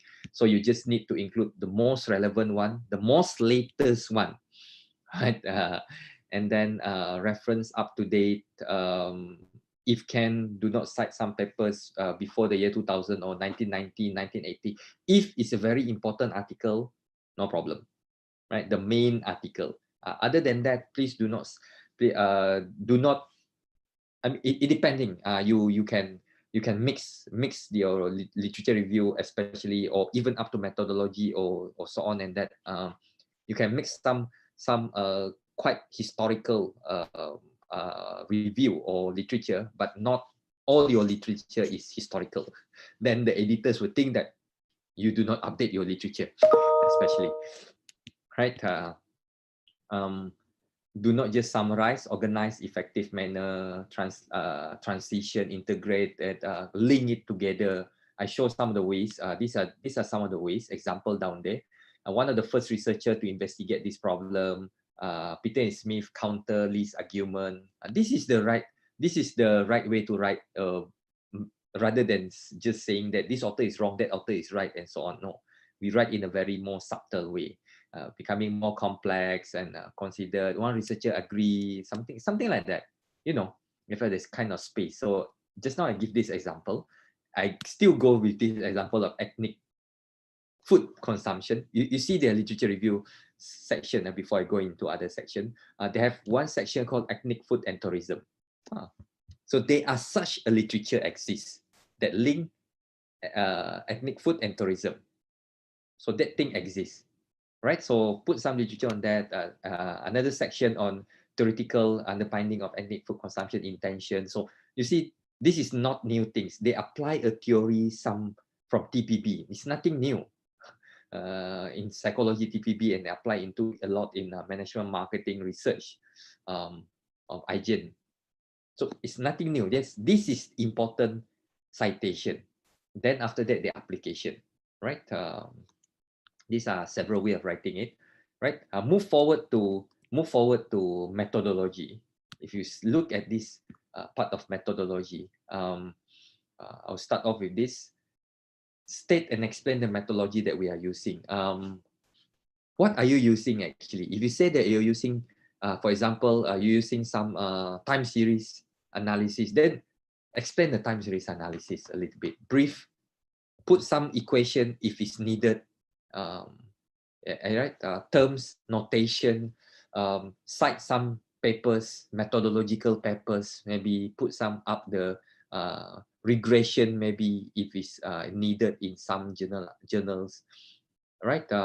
If it's well known, or you just briefly, you just say that I'm using this method, which is already being used as in the standard literature of this, and this be used in methodology in this, and so on. So at least you know that exists. You don't have to repeat it again. This is how it looks like. This is how. Do not write it as if you write a thesis. A thesis you can have more pages. Here maybe you will just have 2 pages, 1 pages of methodology, right? If the method is new, then you take time explain it. Method, and then we inside the methodology section. Yes, inside the methodology, normally you can explain also how this methodology can achieve the objective, right? And that is the right methodology to use. Let's say your objective is to analyze the impact of one towards the other one, to analyze the impact of maybe to know whether risk is important for firms, right? The risk is important to measure the risk, and then how we're going to impact the dynamics of the firms. So, and then you use some methodology which is suitable to calculate the risk and suitable to analyze the kind of risk towards firm, for example, right? List the paper use the similar methodology. This is like the literature review, but in a different way. Whether this method has been adopted by other researchers also. If you are the first who do this, then again, by all means, you should mention, I'm the first one who used this methodology and apply it to this scenario. No problem. Mention that if you know that you are the first. If there is a lot of other literature have done it before, you just reconfirm that kind of, use the same methodology, then do not use that word, right? If there is alternative methodology, let's say for example, in finance, especially in finance, most of us in finance, but finance banking, we do involve a lot in panel analysis, doing some panel estimation. So there's a lot of panel analysis. The families of panel analysis, a lot. For example, right? You can have those dynamic panel, or you want to use GMM, or you want to use some other panel methods. You want to use logistic, you want to use probit type of panel, you want to use and so on and so on. So make sure that you know why you use this type of panel, whether you want to use the panel regression or those non-stationary panel time series and so on. For example, panel or time series. Or if you're using questionnaire, whether you want to go ahead with the PLS partially square, or you want to use PLS SEM, and so on and so on, and other different kind of methodology, right? Explain, right? Explain the empirical procedure enough detail that someone could replicate your work in the future. Sometimes, or not sometimes, and most of the times, you put the hypothesis inside this section, or sometimes some of the authors put in literature review. They link straight away to literature review, to literature, or it can be in methodology. And then do not forget to explain the data. It can be a separate section, methodology, maybe this is all your method, and then you move to data description. Or sometimes some people use data first and then dependent, right? State the frequency, sample period, size, the variables, discuss the variable, where does the data come from, the source of the variables, everything must be put in, right? If some of the journal might require you to do this, descriptive statistic, not every journal, and some research required to do this, especially in banking and finance. Maybe you want to put some descriptive statistic, mean, you want to put some mean, median, and so on and so on. Go ahead and put in this section before you move into empirical. All right. Okay. Next one. Yeah. Then we move to empirical result. These are the few keywords there. Make sure to link the result to the issue raised in the introduction and hypothesis developed. Do not infer something that not supported by the data or result. Referees pick up or referees editor pick up this very easily. So let's say you found out this one do not support this theory. This one do not support the other theory. Yes, I mean, you can mention that, but do not just focus on that. Maybe you focus on you focus on the one that supported that the theory, the one that supported the theory. Yes, you can always, this one I will go in much detail if some of you would ask the question related to this part. But if not, then I'll just saying that discuss something that is there, that supported, right? And then the other one, important parts when you discuss the result is that you must compare with those previous study. Are you finding new? Is it consistent? If not, then explain why you get a different result. Why you do not support by the data, right? Why the results, previous literature says positive relationship, but you get negative relationship. Why? Explain. Maybe different types of setting, different country, different geographical area, different region, maybe have different types of understanding, right? Next one, right? For example, clearly stated the relationship with previous publication of previous literature. The result is the finding suggests which is consistent with who and who. The finding is in agreement. However, this result have not been previously described. This is contrast with the result. Let's say you found that kind of thing. Contrast, then why?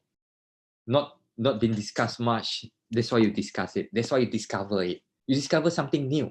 So what's new, right?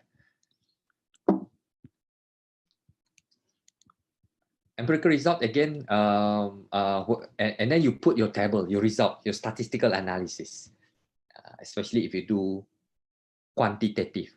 Even you do qualitative, there's some tables there.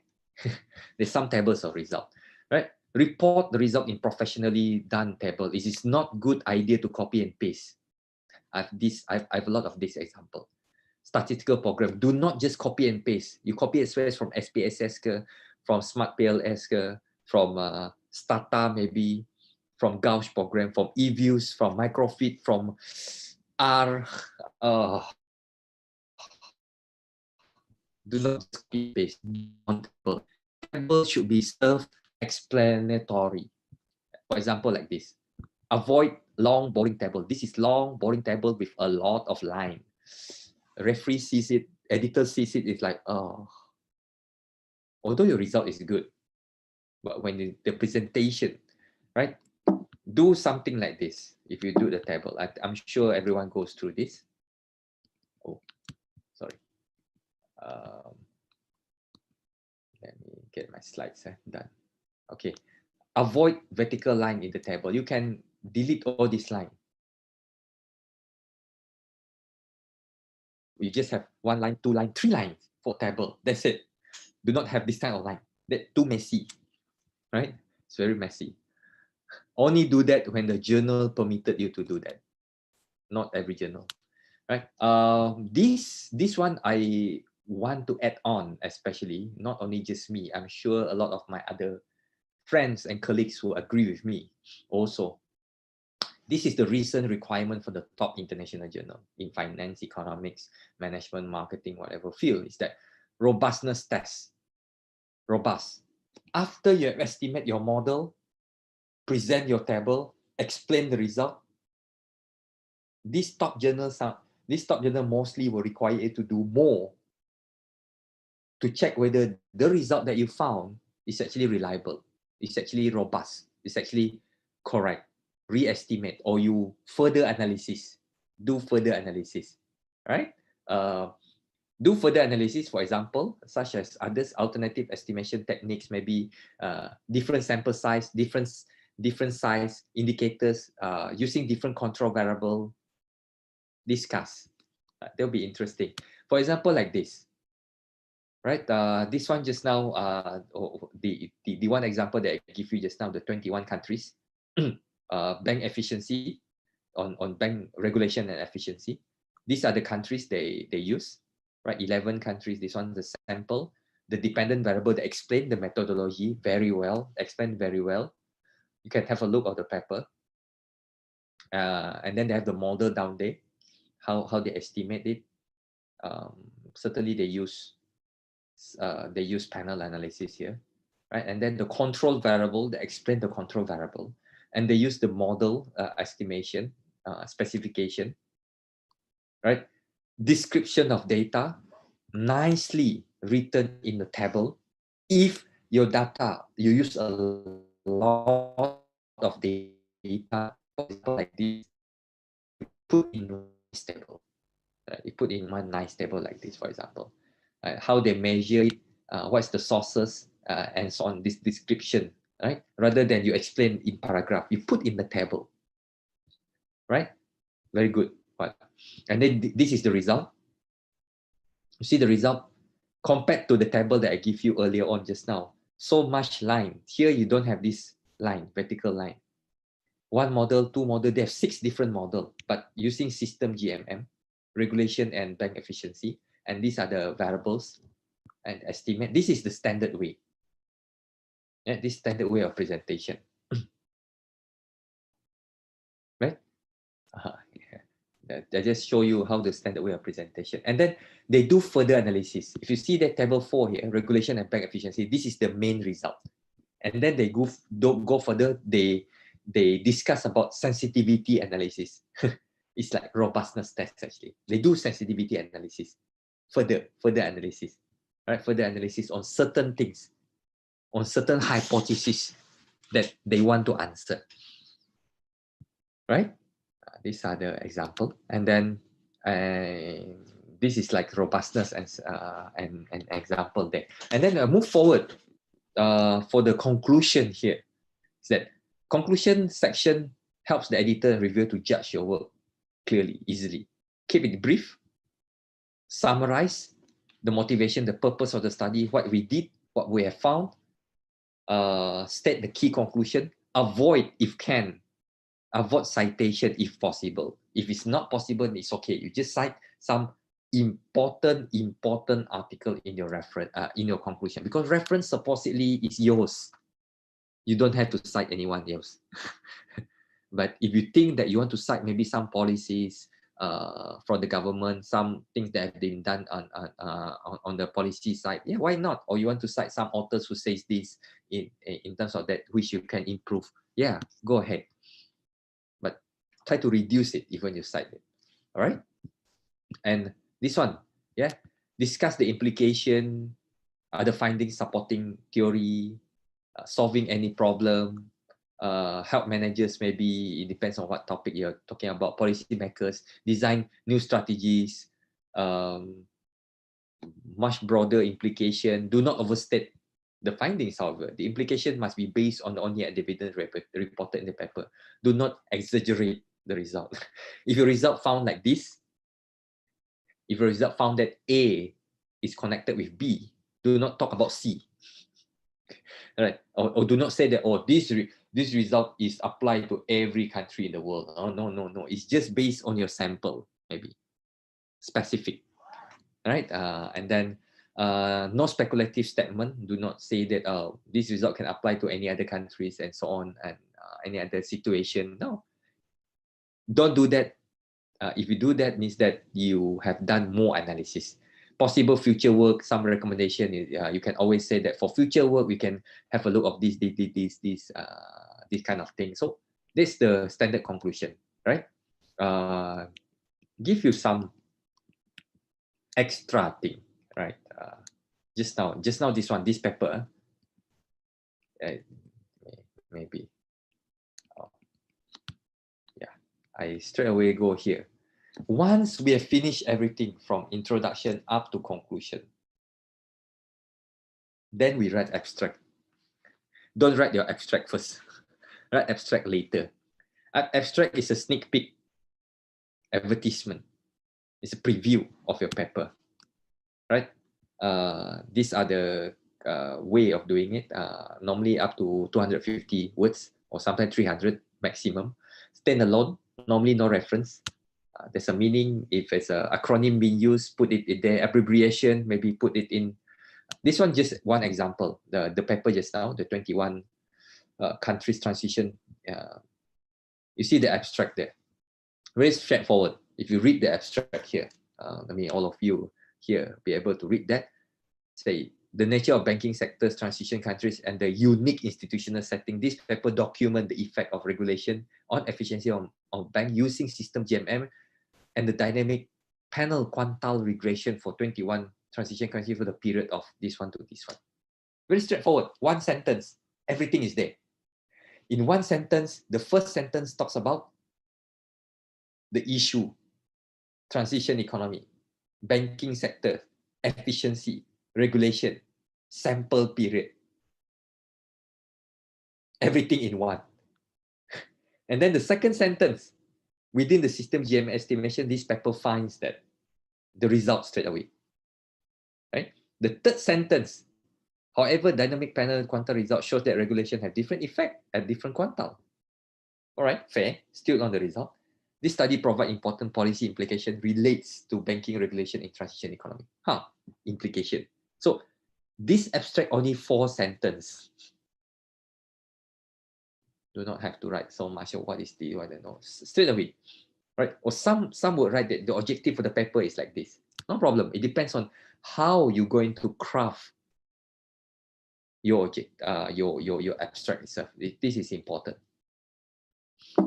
Right? This one is just one example. This one again, I show you our paper, our latest paper.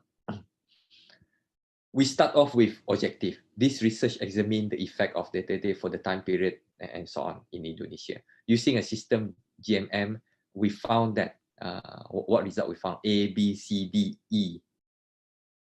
This one's supposed to be, song corrected version still.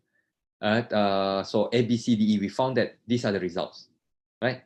And then this evidence contribute to the literature by uncovering the importance and previously identified determinant of risk, namely reputation.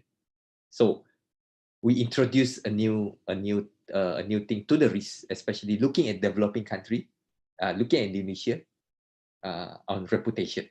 Does reputation matters? That's why the title, Does Reputation Matters? For firm risk. It's a question. And this is the title. It's offered, and then this is from the policy side of making. So it can be like this, a little bit longer. We explain the result in the abstract, but it's all there. It's all there. I think maybe this part, maybe I can share this part if there is some other question, or maybe I text some question, or you want me to show? You want me to carry on, Dwi? Ibu Dwi? This one will be mostly on tips, maybe, or this is related to Pak Usman questions. Surely. Data analysis from some respected journals show that trend research of COVID-19 is volatility. What is your suggestion to enhance probability of accepted in international journal by following the trend or to be anti-mainstream? This is good. Right. This one again, like I mentioned earlier, the the research world right now, I would say that the research world, including us in academia right now, or the world basically is actually crazy on the COVID-19. Crazy of COVID-19 and crazy because of COVID-19, both the same thing. They are bi-directional relationship. We are crazy because of COVID-19, and COVID-19 make us crazy. That's a good hypothesis to test. But while I'm saying that, COVID-19, as I mentioned earlier, is that it will be becoming a research issue for years to come, until there's another new pandemic coming up, a new more significant pandemic, right? So for time being, if you want to follow the bandwagon, if you want to follow the wave, the new wave now is to do research related to COVID-19. No problem. Go ahead. You can do a literature review on COVID-19. They are already published some literature review on COVID-19, but still can do it on, still can be published on COVID-19 related issue, maybe on COVID-19 and banks, COVID-19 and financial institution, COVID-19 and certain things, right? So you can do that, no problem. If you want to, if you want to ignore that also, no problem. There's not a problem. So you have an option. I give you throw back this to you. What do you want? You want to have a fast, rapid fame for a while to involve in COVID-19 research? Go ahead, do that. Publish 1 or 2 papers on COVID-19. It might gain citation into your profile, and then people might cite you, and then you'll get famous because of that. No problem, right? By all, that one you can carry on. But if you want to do some, if you want to anti-mainstream, that also good enough, because you still trust that your own field, right? Do not want to get involved into the COVID-19 kind of issue. Yeah. So I think that's my fair judgment based on that. Fair answer based on that. Right. Any more question? Okay, go and carry on with this part. Yeah, you can carry on. Okay. This one just now is already mentioned the structure of the paper itself, from introduction up to abstract, with literature review, with I show you some example of some example of what has been done, what published, why the paper get published, and so on. These are common things that been highlighted, especially some of it by journal editors, other journal editors also, some of it based on my experience. What's the reason for most for rejection? Certainly, when the journal editors read the paper, they always look for motivation. What's the motivation of the paper? Actually, why the researcher want to conduct the research? Ask yourself why you need to conduct. What's the issue behind? Right, that's the first. So that's the common thing, common rejection. The second one is that what's your contribution? What you contribute to the literature? If you could not say that out, what's my contribution? What's the novelty in the introduction? Then the journal editors might think that you do not contribute anything. Poorly written means that it doesn't flow well. When you read, it's like, huh? Suddenly one paragraph jumping from A, and then jumping until Z, and then coming back to M, coming back to, it's not in sequence. It's like, do not flow well. That's the next one. Same thing, poorly written, grammatical error here and there, right? Grammatical error, grammatically not correct is always an issue for us, including myself. When I send a paper to a journal, normally one of the comment is, go and check, go and submit your paper to some English editor, or those English editor who are first language is English, which is not us. Our first language is not English. in this region. We have to accept that fact. So I'm still learning, still doing it until today. Methodology must be proper one, not necessarily the latest one, but proper, sufficient, good enough, right? No sufficient contribution or knowledge, same thing, almost similar. The editor would think that you do not read the literature. Means that when you look at the reference, look at the literature, like, your latest citation is the year 2000. Means that for the past 20 years, nobody do your research. No one do similar things like what you did. Is that what you mean? Right? Not interesting. Not interesting is a very subjective issue, right? Some editors would think that this is interesting. Some would think that this is not interesting. Like what Zafri just now asked earlier on some editors would not publish a paper from Indonesia, maybe, or from Malaysia, from developing countries. They only publish papers from European side or US side. Yes, this kind of editor exists. For them, this is not interesting. They want only the studies from that side of the world. But most of the editors are not like that. Most of it, they are much more open-minded. They are supposed to be editors, open-minded and accept all papers from all around the world, not just certain geographical part of the world. Right? So that's me. That's most of the editors are think that way. Conclusion not supported by the findings. See, your findings found this. Your findings found that. Your findings found A, but you talk about B. Nothing related. Right? Right? Again, writing is a highly competitive activity. Do not rush for submitting. Select appropriate publication outlet. Read M and the scope of the journal author's guideline. Carefully. Read carefully whether they publish such a paper. If they publish such a paper like the earlier question just now, cite them. If they don't, maybe it's not suitable for you. The journal might not be suitable for you. Yeah, recently there's two journals I sent. One same paper I sent. It's a work from my student. I sent to one Malaysian journal and one international journal. Both rejected me.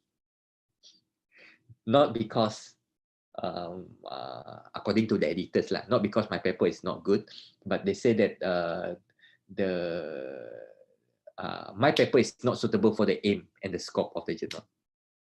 Okay, they say that your paper much more suitable for this type of journal. They suggest some journals. I'm like, okay, that's fair enough.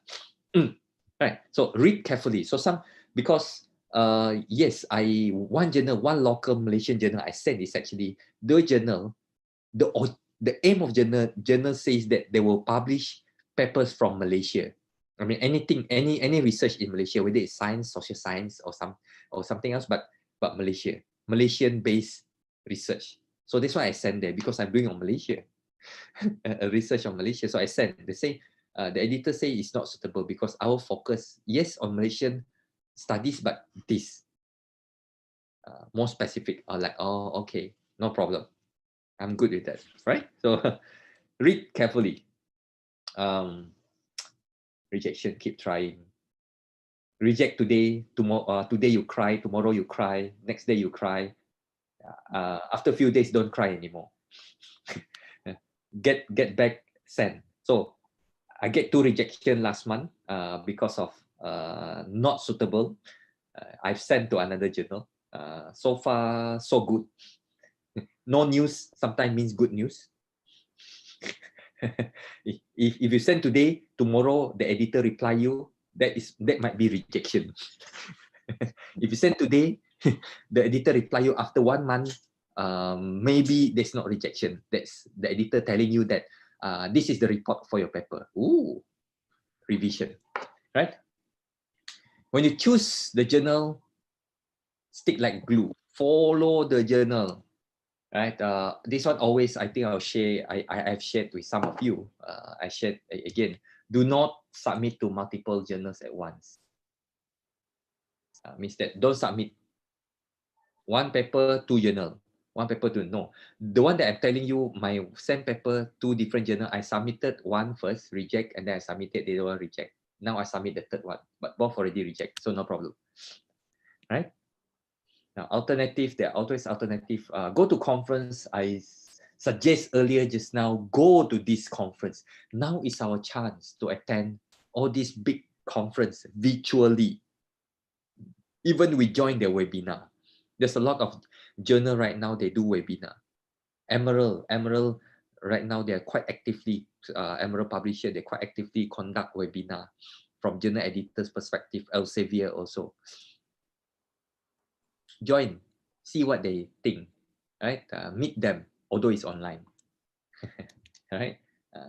Publish on failures. Sometimes you think this is a failed project, but maybe that is the one that been publishable. All right. Make your own self known, making your name known. Collaborate with your friends, your supervisor, your colleagues.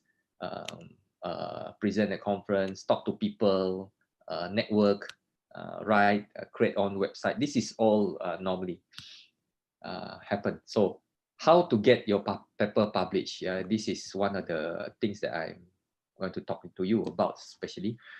It must be timely, relevant, highlight the importance, follow direction, clear, logical, easy to read. Right? Willingness to accept reviewer suggestion to improve if you are managed on that part. Right? These are few things. Also, I have a few more slides to go.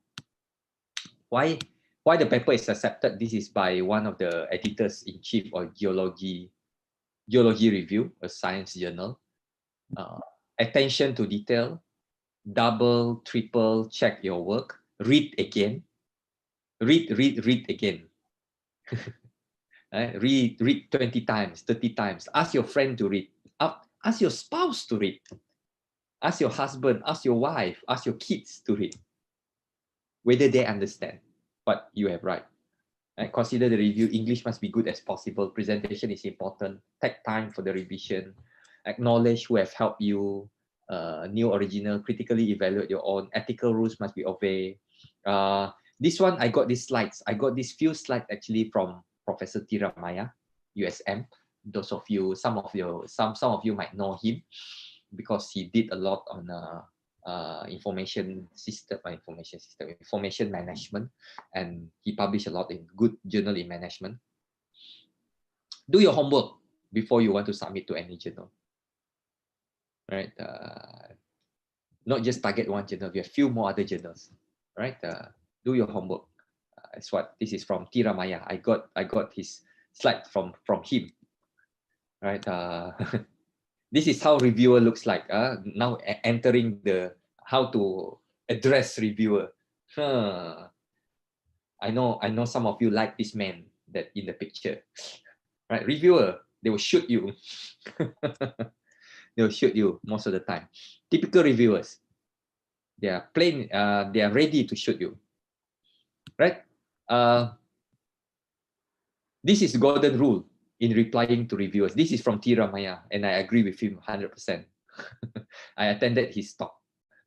I still attending a lot of talks, webinar and so on. Rule number 1, reviewers is always right. Rule number 2, if reviewer is not right, refers to rule number 1. Means that reviewer is always right. Do not argue with reviewer. Reviewer asks you to do this, do that. Address all the review comments professionally, right? Must do that. This is one of the, right? Revision. Do not be discouraged. A paper often, sometimes 3-4 times revision, especially in SSCI. SSCI is Social Science Citation Index, and SCI is Science Citation Index. This is impact factor journal in Web of Science, or now we call it Clarivate Analytics. Good journals, sometimes they takes a long time to publish, maybe up to 2 years, 3 years. Good international journal. So you must plan. You must plan ahead, right? Sometimes goes up to 3 review, 4 review, 5 review. My friend, not me, my friend, a bunch of my friend, their paper, I think the journal name is, maybe some of you heard it before, International Journal of Manpower, published by Emerald Publisher. International Journal of Manpower is a impact factor journal. My friend who, a group of friends of mine who publish in that particular journal, they review 6 times. 6 time reviewing, 6 time revision. Whew, you see how hard. No worry, not in IJBS. IJBS, the most we go 2 times or 3 times. Revise one, come back, send back to reviewer. Reviewer say, do this again. And then second time, third time, should be okay. So it depends on the journal. Some journal goes up to that. My experience is only 3 times maximum. I publish in one. Put in my paper with a bunch of my friends, also researcher. Our paper goes 3 times revision in social research indicator, impact factor. Social research indicator, 3 times. 1 time review come back, major, both. 3 review report come back, all major. We respond everything, send back. Come back again. After 3 review, come back again, 2 more review. 2 more major. There's not 3 major becoming 2 major. Second time. Review, do it, reverse, send back again to editor. The last time coming back, 1 or only 1 review, because the other review say, okay, good. 1 review say, minor, this is just minor. Then we send back to the editor, the 4th time, the editor say, accept. Okay, we are happy. So these are the process, and it takes about 2 years to get the paper published, right? Revise, submit, resubmit, right? This one, from this part, a conclusion, but not a conclusion for my whole talk yet. I still have time here. We still have time to answer question, and then I can give some other example. Publication take time, plan ahead. Planning, writing, funding, targeting journal. It requires patience, dedication. Long delayed are not uncommon. Do not wait too long for rejected paper. Submit again. Take time with the revision. Never argue with editors. Never argue with them. This is what I say. For this part, I always believe in moving forward. We should have more collaboration.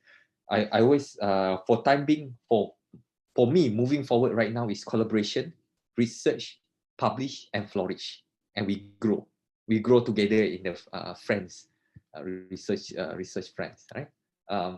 These are some finance journal. If you're in finance, especially, good journal. These are good journal in finance, right? As I did specifically mention here, but for reviewer, you must, as I mentioned just now, the golden rule: address everything that the reviewer say. Do not skip. Do not argue. Do not say that you reviewer do not understand what I'm trying to do. No, never do that. If you do that, you reply that. And the editor send back to the reviewer. The reviewer will straight away reject. Send back to editor send back to you, reject. You're like, oh, no, do. If the reviewer asks you to re-estimate. The editor asks you, the reviewer asks you to add this, try to add on. If you say you cannot add on, explain why. No problem. But try your best first. These are some journals I'll share with you. Just to take the opportunity to promote IJBS. We are in Q3. These are the aim and scope. We publish high quality multidisciplinary approach. Strong emphasis on business, economic, finance, means that the Faculty of Economics and Business UI, UI is very suitable. Certainly, we have now published numbers of UI papers. We have three issues in the year. We are indexed in all these international one. We're in Scopus. We are in Web of Science under ESCI, Emerging Social Citation Index, which I think a lot of your your journal, your faculty journal are in ESCI. We are also in ABDC. We just managed to go into ABDC last year, 2019, Scopus 2009, ESCI 2015, and all these are before that. We are in MySite, which is Malaysian one. We are in ProQuest, we are in ASEAN Citation Index, EBSCOhost, certainly in Schemago. ABDC, last year we got it in. We are ranked lowest among all the journals. Among the numbers of journals, they about the new list 2019, about I think 1,000 journal, only 1,000 journal for all over the world. They have up to A+. We are still in C because we're just new, so no problem. We have no problem. Hopefully, we're going to increase the going up. And I invite you to submit to this call for paper. This is the guest editor is myself and few more of my friends. Tang from USM, Abdul Rahim from UITM, and Irwan from 11 Maret. Scopus Journal, Q3's Scopus Journal, International Journal of Economic Policy in Emerging Market. We open up not necessarily in economics only, but business, financial impact, stock market, and so on. Due date still in time, December. These are on the pandemic. This is a publisher called Indoscience. You can submit through if you have related papers. You can try this journal also, right? Submit to. If you think that your paper, if you want to send to me first before you send into the Indoscience, also can, no problem, to have a look. And then you submit it to Indoscience. Yeah, I invite all of you, those of you who have related papers, submit it, right? These are the subject coverage related papers. Interesting to see some issues on Indonesia related to COVID-19. I give this as one of my final slides. This one I also give a webinar last week with Muhammadiyah Malang. Writing and publishing are like a lot like running a marathon. Train, prepare, so you cross the finish line every time. Every time you publish a paper, that's the finish line. Yeah, but you must train, you must prepare, you must plan, right? So it's like a marathon. So this is my last slide, I think, for this part. You want me to? I'm going to share something.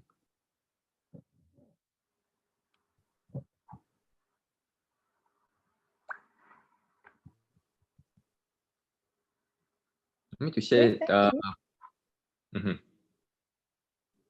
I'll take some question, or maybe I share this. This actually, yeah. I give this one actually to all of you also. Never mind, I'll share some. This is from our perspective. Some of that we receive, especially in IJBS. I just share with you what we have here. Actually, some of it I do not specifically touch on the papers that given to me by the committee. Can you see this? Sorry? Oh no, you cannot see. Sorry. I didn't share my screen. So sorry. Yeah, I think it's there. Can you see this? Yeah. Okay, good. All right. This is the final thing. I'm going to take not very long here, maybe 5-10 minutes here, right? Maybe about 10 minutes. So these are some of the articles that I'll share. I share with most of some of the webinar that also you updated few of them. These are some articles that I have. For example, like this. We look at this paper, Contribution of Economic Sectors to Economic Growth in Bangladesh and ARDL Test Approach. We read through the paper, the abstract, the paper. It's like, when you read the title, it's like Contribution of Economic Sectors. This is very general. First thing. This is from my perspective. Very general, economic growth, still very general. And they read through. Oh, actually, they want to focus on agriculture, manufacturing, service. The contribution. Why is contribution? It should be, the paper should analyze on the impact. Analyze the impact, not contribution. How If it's a contribution like the title, then we would have in mind says that how you measure contribution. How contribution be measured? Right. So that's the first thing, and again, this leads to that's rejection from IJBS perspective. This one another paper that sent to us in IJBS, an insight into internet banking service by international postgraduate student in Malaysia. Interesting. Postgraduate student, international, internet banking. But when look into that, title is in. When look into the abstract and look into the research itself, we found that this one is very much very selective.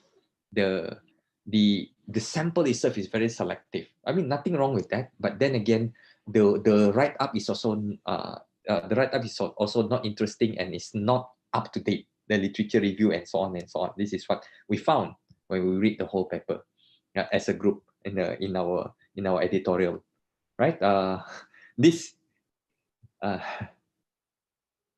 is from the paper itself. This is from this paper, the insight, and then they have this section, problem statement. Do not write this in any of your paper.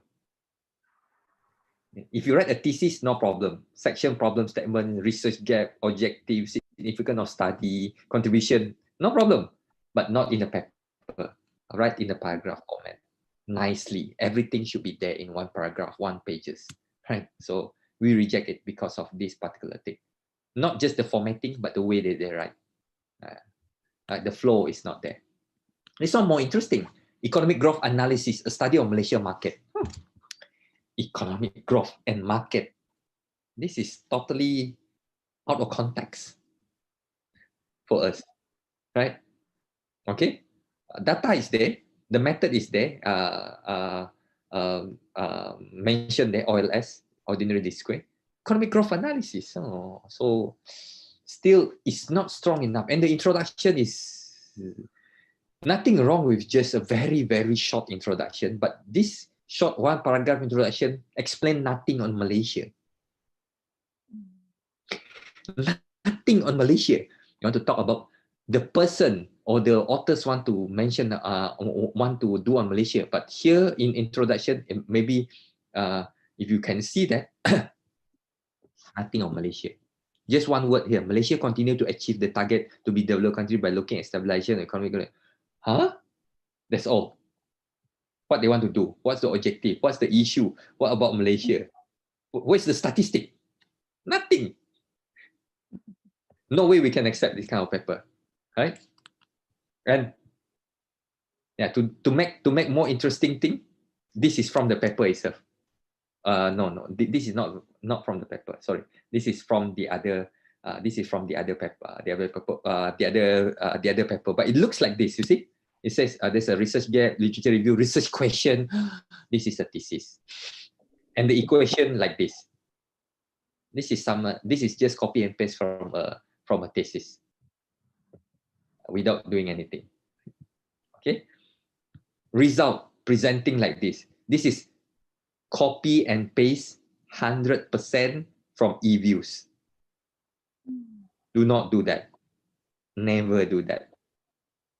Do your own table. Be original. Right? You get your result from any statistical software, but do your own table. On table. Barulah. Then you'll be happy that you do your own table. Right? This is another one. This is from European side. We got this from the European side of the world. Right? They want to do something on this. The title itself sounds very confusing, and the way of write up also very confusing. And they want to do something that is already happened 40 years ago. 76, 78. Now it's 2020. You still want to talk about 40 years ago. So it's no longer, it's outdated. Okay? Something like that. This is, I share, as I told you just now, the shorter the title, the better. This is from Professor Lau Seong Hock. I'm sure most of you knows him. He's my good friend from UPM. Our good friend in Malaysia here. This paper co-authored by him and the 2 authors. You see the title, this is from a journal called Empirical Economics. The title called One Date, One Break. Accepted, published in a very good journal. What's the paper about? Liberalization. And they mention, they analyze on structural break. That's it. But they don't want to write structural break. They don't want to write liberalization. They write One Date, One Break as a title, publish. I always mention this paper anywhere I go, because I tell him, I like, your paper, your title, this paper is very, very provocative to lead us to want to read more. This one is another paper by a group of my friends in Malaysia. Some of them Malaysia, in Pakistan, in Singapore. Does it matter where to run? Run marathon. Intention to participate in destination marathon. They link this to tourism. Running tourism. Interesting. And they publish. And this is Emerald. Emerald do this kind of abstract. We call it structured abstract. This is from my own paper. This is the journal that I'm telling you just now. Social Indicator Research. It takes 3 times to revise. 3 times to revise. It's a work of my student. And it's about student. It's about us. How do students evaluate us? Right?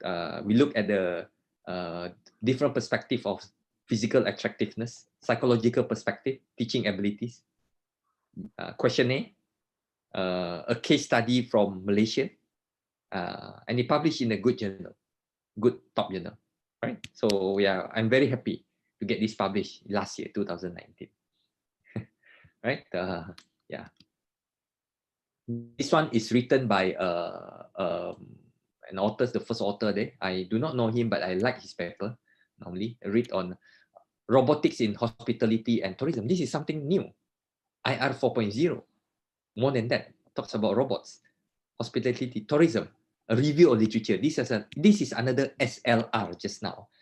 Some of you asked just now, I think from Ibu Ida, you know. It just asked about SLR. Yeah, this is one that you can look into. Maybe, but this is nothing to do maybe your topic, but you want to see the way how they write. Cara penulisannya, how they write. You can look at this paper if you want to. All right, it's a very interesting one. This is another one, written by my friend also. He's in Singapore, a group of my friend. A case of Miri Country Music Fair. Miri is one district is it? I call it. We call it here. District here in Sarawak, and it's about music festival. Boleh. Indonesia, a lot of music festival. Can do a lot of studies on that. Link to tourism. Link to tourism. That's the interesting part to sell point. Right? I think stop there. Yeah. I have time for Q&A. Any questions? Yeah. Any questions? Question. I want to ask. You mentioned before that the table is self-explanatory, right? Yeah. If the table is self-explanatory, so does it mean that we don't need to explain anything about the table, or how detailed should we explain about the content of the table? When I say table is self-explanatory, means that first thing, certainly, as I mentioned just now, do not copy and paste from your output of the statistical program that you use. That's the first thing. Do not copy and paste. Do your own table, and the table must be self-explanatory. When I say self-explanatory, is that you still need to write the discussion part in your discussion section and the empirical discussion. But it's just that table itself, if someone who knows the analysis, who know how to read the results, when they see the table, they know already what's the result. That's the meaning of self-explanatory. Means that if you put the star there, asterisk, if you put asterisk 1, asterisk 2, 2 asterisk 3 asterisk, means that 1% significant, 5% significant, 10% significant. Or if you put ln there, maybe a logarithm, and those are all explained in the table itself. That's the meaning of self-explanatory. So those people who understand it, when you read the table, when you see the table, I don't really that particular editor or reviewer do not really have to go and search in the result there. Where is this part? What is this? They will go in only to see the more detailed one. But from the table itself, they know, oh, this is significant. Okay, this is not significant. Okay, this is like this. That is like this. That's the meaning of self-explanatory. Means that the table itself is good enough, rather than other than to read. You want to know more, read. If not, see the table, we know the result already. Okay? This from editor point of view and from reviewer point of view. Okay? Right? Okay. Thank you. More questions? Yes, and more questions from the participant, or maybe some sharing. Those of you who have some experience, sending to a journal, and then what happened after that? You can share some of your experience. Oh yeah, any share of experience maybe from participants, or want to add something from the draft that you sent to the committee?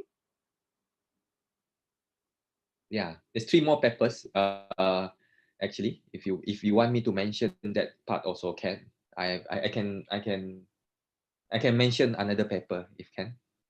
Oh yeah, I have one question actually. Yeah. Sometimes it's for me especially, it's quite difficult to understand what the reviewers mean. I share one of my experience when I submit the journals. The reviewers comment, the research is rich of data but poor in executions. Only that's all the reviewers. It's confusing for me.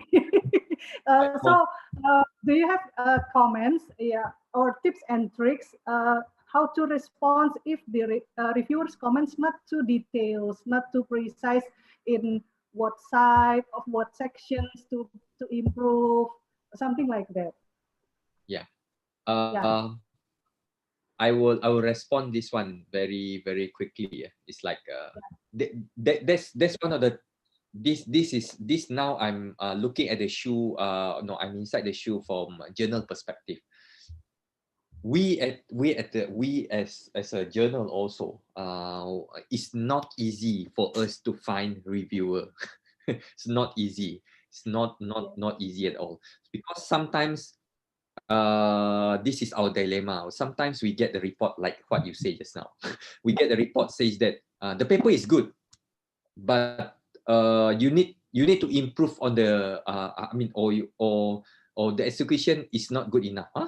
So what should I do? What should I improve then?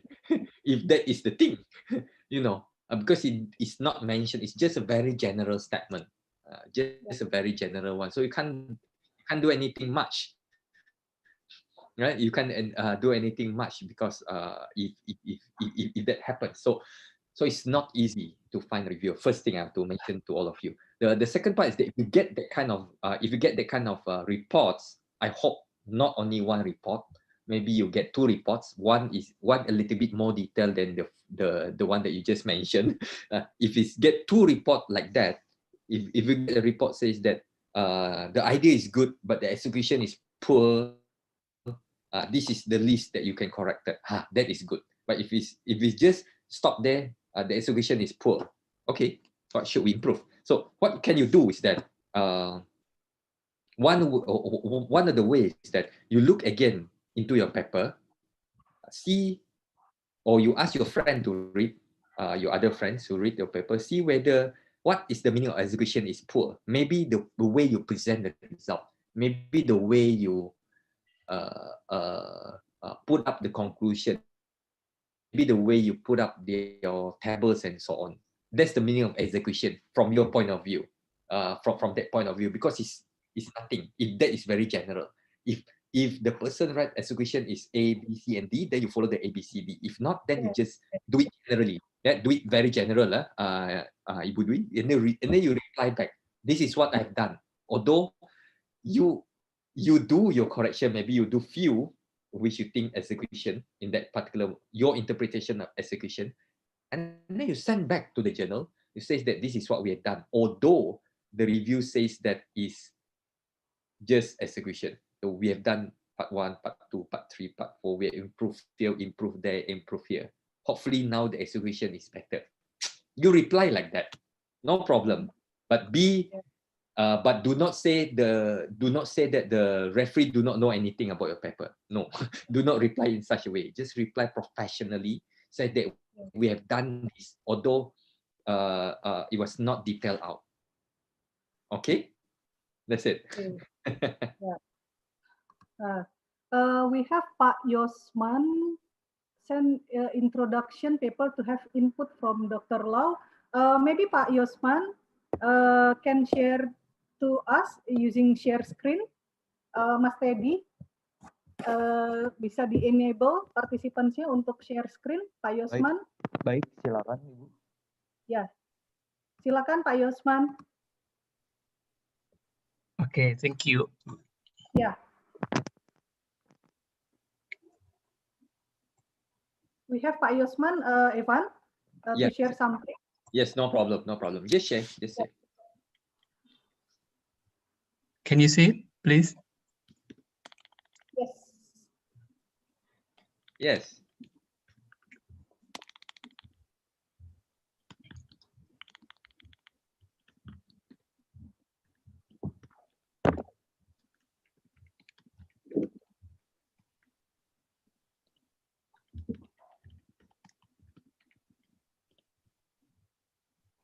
Yes. Can you go up just now from the beginning of the title itself? So sorry, I didn't. Oh, financial information and restriction hypothesis in banking industry evidence from ASEAN 5. What is restriction hypothesis, if I were to ask? It is about when we applied a restriction to the banking industry, and then there is the bank can go to expand its business if we do a less restriction, so that they can have a compete with others. So it's about restriction. But is it commonly used the word restriction hypothesis, or is it just restriction by itself? Because the hypothesis sounds more like, the title sounds like very, how to say that, very statistical. Maybe some editors might do not like it. Yeah, because I found this one in the probably because in one of the good article, yeah. They use that in year 2000. Yeah, I found this one in 2004, 2000. I forgot the one. Okay, no problem. If that is the standard way of writing it, I'm just saying, because from that point of view. But the financial innovation day is the word financial innovation day would sell your article. So if I were you, I would talk more on financial innovation. Yes, the deregulation, liberalization, and so on and so on. Those are the things that moving forward. But financial innovation, sell that one. You should sell that inside your introduction, which I think you did talk about that. Maybe here in the first paragraph. Can you move a little bit? Go down. Right, insurance. Okay, this is some citation. Provide more letter citation. Do not, if can, do not just cite papers from 1996 or somewhere. If that is very important one, then then why not, right? Can you go a little bit down? Okay, yeah, you cite your own paper there. Yeah. 2016 at all, 2017. Wow, good. No problem. We usually do include our own paper as a citation. Nothing wrong with that, but not too much. Do not oversight ourselves. Do not oversight. That's one thing I always tell. A lot of people. Right. Okay, so yeah, still issue on financial innovation. Let's go down a little bit more. This is what page already. Okay, okay. Is this part literature review already, or is just still introduction? Just summarize of the literature review. Summarize of different sentence. Okay. Because some of it sounds like very much of the literature review kind of writing. It's no longer introduction. but you still this paper is not is still on introduction, right? Belum not yet of the analysis methodology. No, Oh, okay, right. But this is the good way of I think for me, if you ask me, this will be a good way of moving forward. But your literature review, maybe you can tighten it up. It depends on the journal that you want to send. You can try the journal that I mentioned just now, Financial Innovation. If this is completed, if this paper is completed, you can try a journal called the journal called Financial Innovation just now. The journal called Financial Innovation. I think it's published by Wiley. Look at the papers inside there and cite some of them, especially the year 2020, 2019 papers. Improve, add more a little bit of a literature, talks about financial innovation. So your focus will be on Indonesia, I presume? No, sorry, ASEAN. ASEAN 5. Yeah. ASEAN 5. So where is the objective here? I don't see the objective yet. Yeah. Belum ada objective. Yeah, this one. Oh, here. Okay. Down there. This is already what, page number 3? Yeah. Sometimes some journals are okay with that. Some journals would think that this is a bit too long already for the introduction. Depends on the journal. It depends on the journal. Not all journals are like that. Yeah. Right. So aim to examine the association between income diversification, market power, research activity, hypothesis, argue, banking competitiveness, and line. Where is the innovation part here? Where is the financial innovation part? You mean the financial innovation in here? Yeah, in the objective. Okay, so when we unfortunately we don't have the a detailed data about the financial innovation. Yeah, so we measure the financial innovation just using the the diversification of the banking activities. Okay. Yeah. Is that commonly being used as you mentioned there? Is it's true that several paper use that one. Yeah. Oh, all right. So that is your financial innovation that you mentioned. Again, like I told you just now, this should be highlight. If let's say you want, let's say you already have a target journal. I give you the target journal, potential target journal, financial innovation, that journal. If that's your target journal, sell again, market the right more on the financial innovation. Although the measurement might not be very direct, it might be very indirect, and it's a proxy. No problem. Because maybe some studies have used that before, and you have cited that, also use that to measure the financial innovation. So highlight on that. That's the starting point. Again, that's why your RQ is there. Financial innovation through income diversification affect bank market power. Whether country development financial innovation affect market power. In a research paper later, I mean in a complete write-up later, don't include RQ inside there, the research question. This one is for when you outline your paper, no problem. When you outline the paper, you can write, this is my research question. But in most of the published papers, they do not have RQ as a RQ itself. It's already inside there, embodied inside there, but not mentioning there. All right. I think that's what I feel. But yeah, so I'll be very delightful. I mean, I'll love to see this paper published very soon. You completed the paper and they publish very soon, right? Okay. That's all, is it? You have only these 5 pages, right? Right? 4, just 4. Oh, just 4. Okay, but that's It's good. 3, sorry. Yeah, 3 or 4. 4. Yeah. Okay, sorry. This is good enough. this one, the last paragraph here, you have a second last paragraph, last pages, 4 pages, page 4 here, you mention about contribution. So if you talk about contribution, maybe you also can highlight about financial innovation just now. Okay. Yeah, highlight that more, highlight that a little bit more. Yeah, try to sell that part again. And this idea can sell. This is quite recent also. Talks about financial innovation in banking sector. I wish you all the best in publish this in a good journal, good international journal, right? Thank you very much. Yeah, thank you very much. Okay, thank you. Yeah.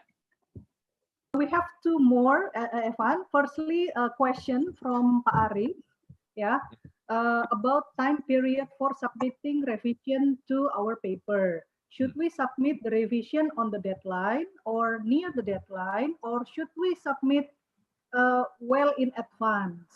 If we submit well in advance, does that signal to the editors that we do not do enough revision, or otherwise it shows that we prioritize the paper revision?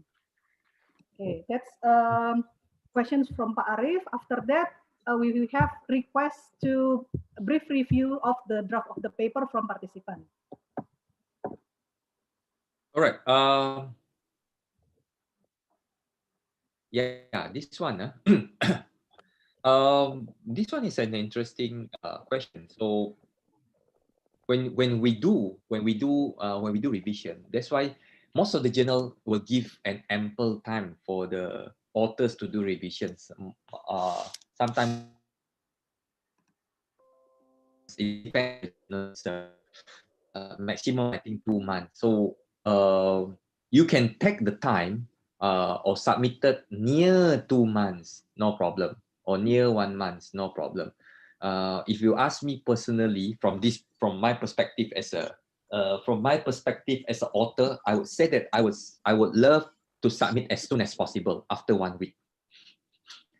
After 1 week, I submitted back if I've done all the correction. But if from the perspective of the journal might think that, oh, I give you 1 month, but you get back to me 2 days. Oh, do you do all the thing? Are you serious? So that kind of question. So so what I can tell you is that, Pak Arif, is that you balance up. Try to balance up.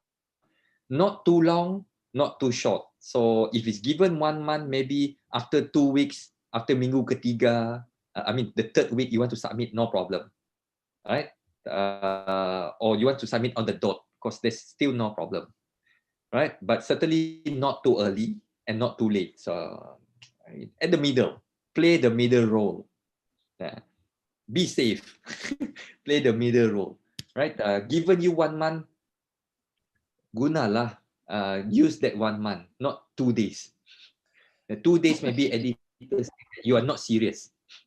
Some editors might think that way. Not all, but some might think that way. Okay? I know that we want to settle as soon as possible, but some editors might think differently. Okay? I think I responded that to you. Thank you. Okay, last one from Pak Usman. Yeah, Pak Usman, is your draft article is the rising of financial connectedness in emerging and developed countries during COVID-19? Is it Yes. correct, Pak Usman? Yes, Okay. is that correct? Yeah. Irfan, please display Pak Usman's draft, and Evan will briefly review the draft. This is the paper that sent to us, is it? Sent to me, eh?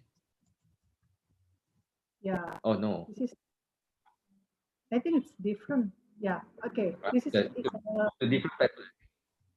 Different paper. Yeah, it's a different paper. This is a different paper that sent to me. I do not receive this one, so I do not have this part. Anyhow, thank you very much, Usman from Gajah Mada. This one, the rising of financial connectedness in emerging and developed countries during COVID-19 outbreak. So, but yes, this, if I read the abstract, the abstract that we just write up here, this is the abstract of this is what we call as structured abstract. If you write this kind of abstract, means that you have already your target journal, which is mostly Emerald Journal. Am I right? You target Emerald Journal because most of the Emerald Journal actually use this type of abstract. Most. No, Emerald Journal, yes, all. But other publisher, they normally don't use this type of kind of um, abstract, right? So yes, that's what I can say. So let us look into that. This study examined the dynamic financial connectedness in emerging using the index by these two, Diablo and Yismas, COVID-19.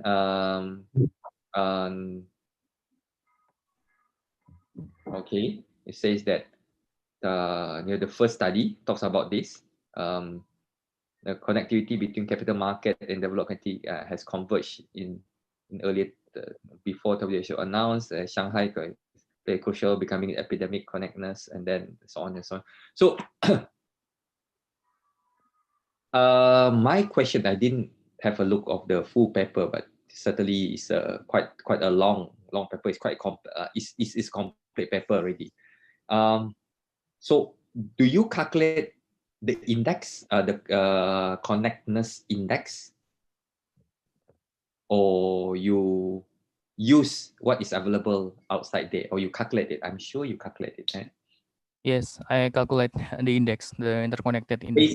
Based on the formula given by these two person, right? Yes. Are they doing something on COVID-19 also, or they're doing just on financial connectedness? Especially for financial connectedness. So this is yeah, as I told you before, I do some meta-analysis, and mostly the paper covers about volatility, and I try to cover the connectedness. That's why I try to write a paper about connectedness, and I see that Dupont and Yilmaz methodology is good enough to cover the topic of connectedness during the pandemic. Okay, this is interesting. I mean, their study, the one that you cited originally, are they doing on this topic, or they're doing on something else? No, just Dupont and Yilmaz published in Journal of Econometrics. So they publish mostly about the methodology, just methodology. The methodology on the connectedness index only, right? Yes. But nothing to do with financial connectedness. Nothing to do. Okay, or you just use this as put in your idea here to look at that perspective. All right, that's good. That is something that you can move forward. I have to read the whole paper to see, but from the abstract itself, it's very interesting. It's very interesting to look at that. Then again, I'm sure that while you're doing this, you already have your target journal. Your target journal means that what's your target journal for this kind of research. And maybe inside here also, while I'm looking in this abstract, you do not mention on the sample period. So what's the sample period for the analysis that you do actually? Well, I employ before and after the outbreak, before 2013 to 2000, at the end 2019, and the early of 2020 to July. Oh, so July. you do pre, during, and post. Yeah. Yeah. All right. So you look at the whole sample, or the whole thing, or just you separate it off? Combine between, yeah, combine. First of all, I see the before COVID-19, the evolution of interconnectedness, and then during the COVID-19, and recently issue of the COVID-19. Oh, okay, that's interesting. Do you this who is looking at it? Irfan, can Can you go to the result there? Do you plot anything to prove that the interconnectedness? Do you Yes, plot yes, of course. convergence or something like that? Not figures or something like that. Let other figures. Yeah. Or some transition. Next. Go down. No problem. Oh.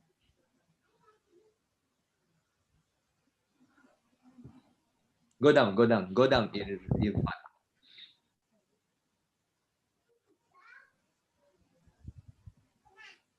So your period is up to July 2020, is it? Yeah. Yeah. This figure 2 there is interesting. Yeah, figure 2 there to show the connectivity network between these between the stocks. So you have to prove that there is a connectivity between the emerging market and developed market stocks, especially right in this particular session of the pre and then during and post outbreak, right? This is what you want to prove it, right? Yeah. Again, yeah.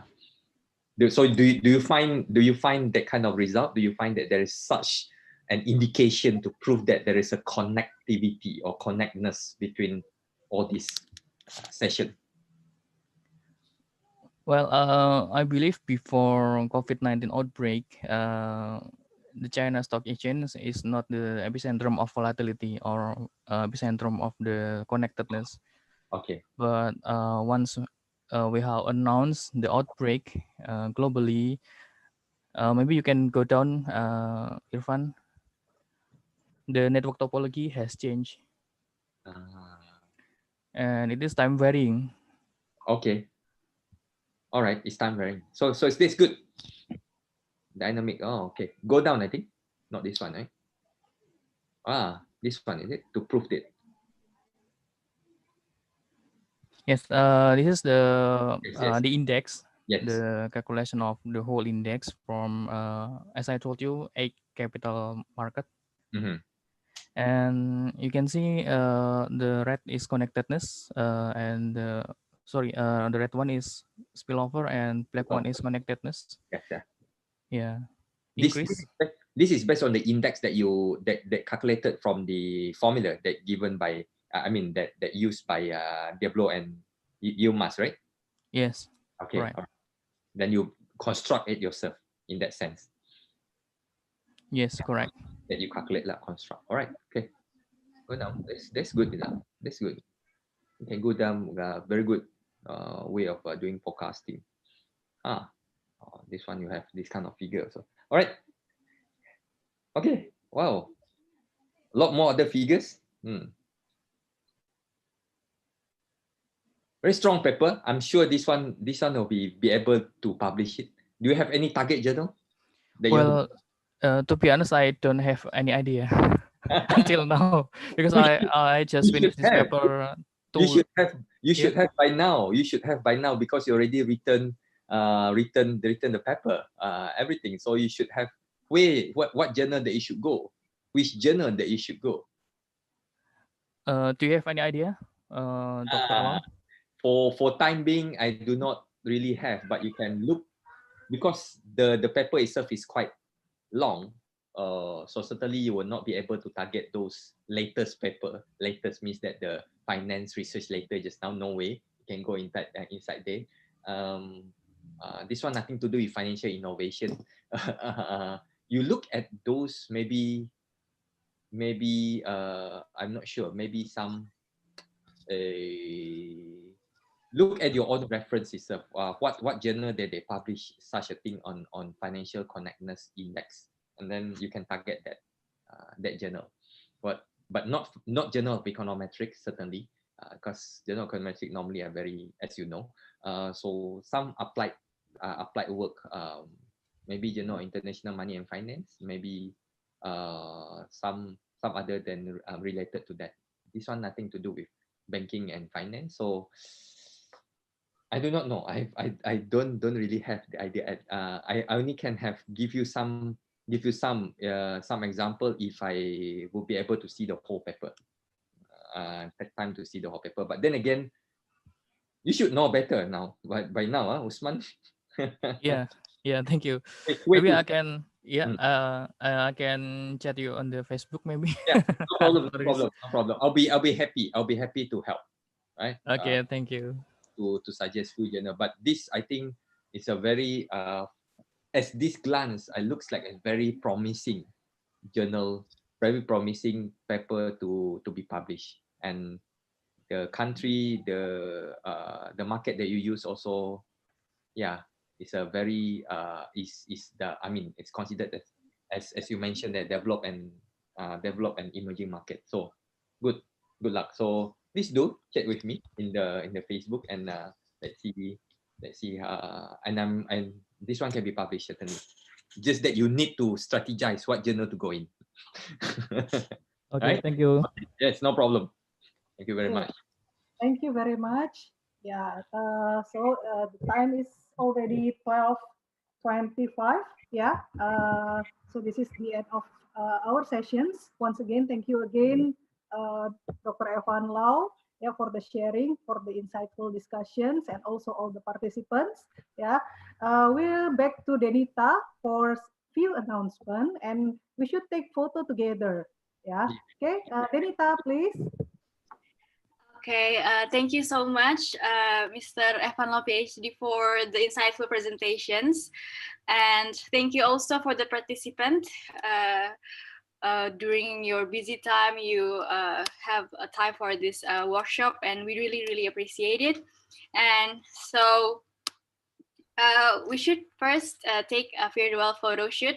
So I would kindly ask you to turn on your camera so that we can see. Everyone must smile. So we are live on YouTube, is it? Which YouTube channel? Yes, we're on the YouTube as well, sir. Maybe after this you can share the link to me, or email the link to and share with my faculty members. So that is Sure. official thing. But I didn't know it's live on YouTube. All right. Okay, so I think everyone, some of you have turn on the camera, so I will have to take the picture. 1, 2, 3.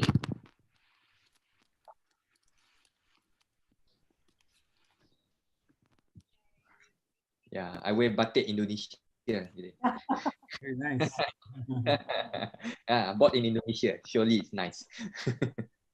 Thank you. And if you haven't filled in the attendance list, please do fill in the form of attendance list in the chat box. And also, after this, you will get the e-certificate from our team and will be emailed with you. And also for the e-certificate for Mr. Evan Lau, also it will be emailed to you after the session.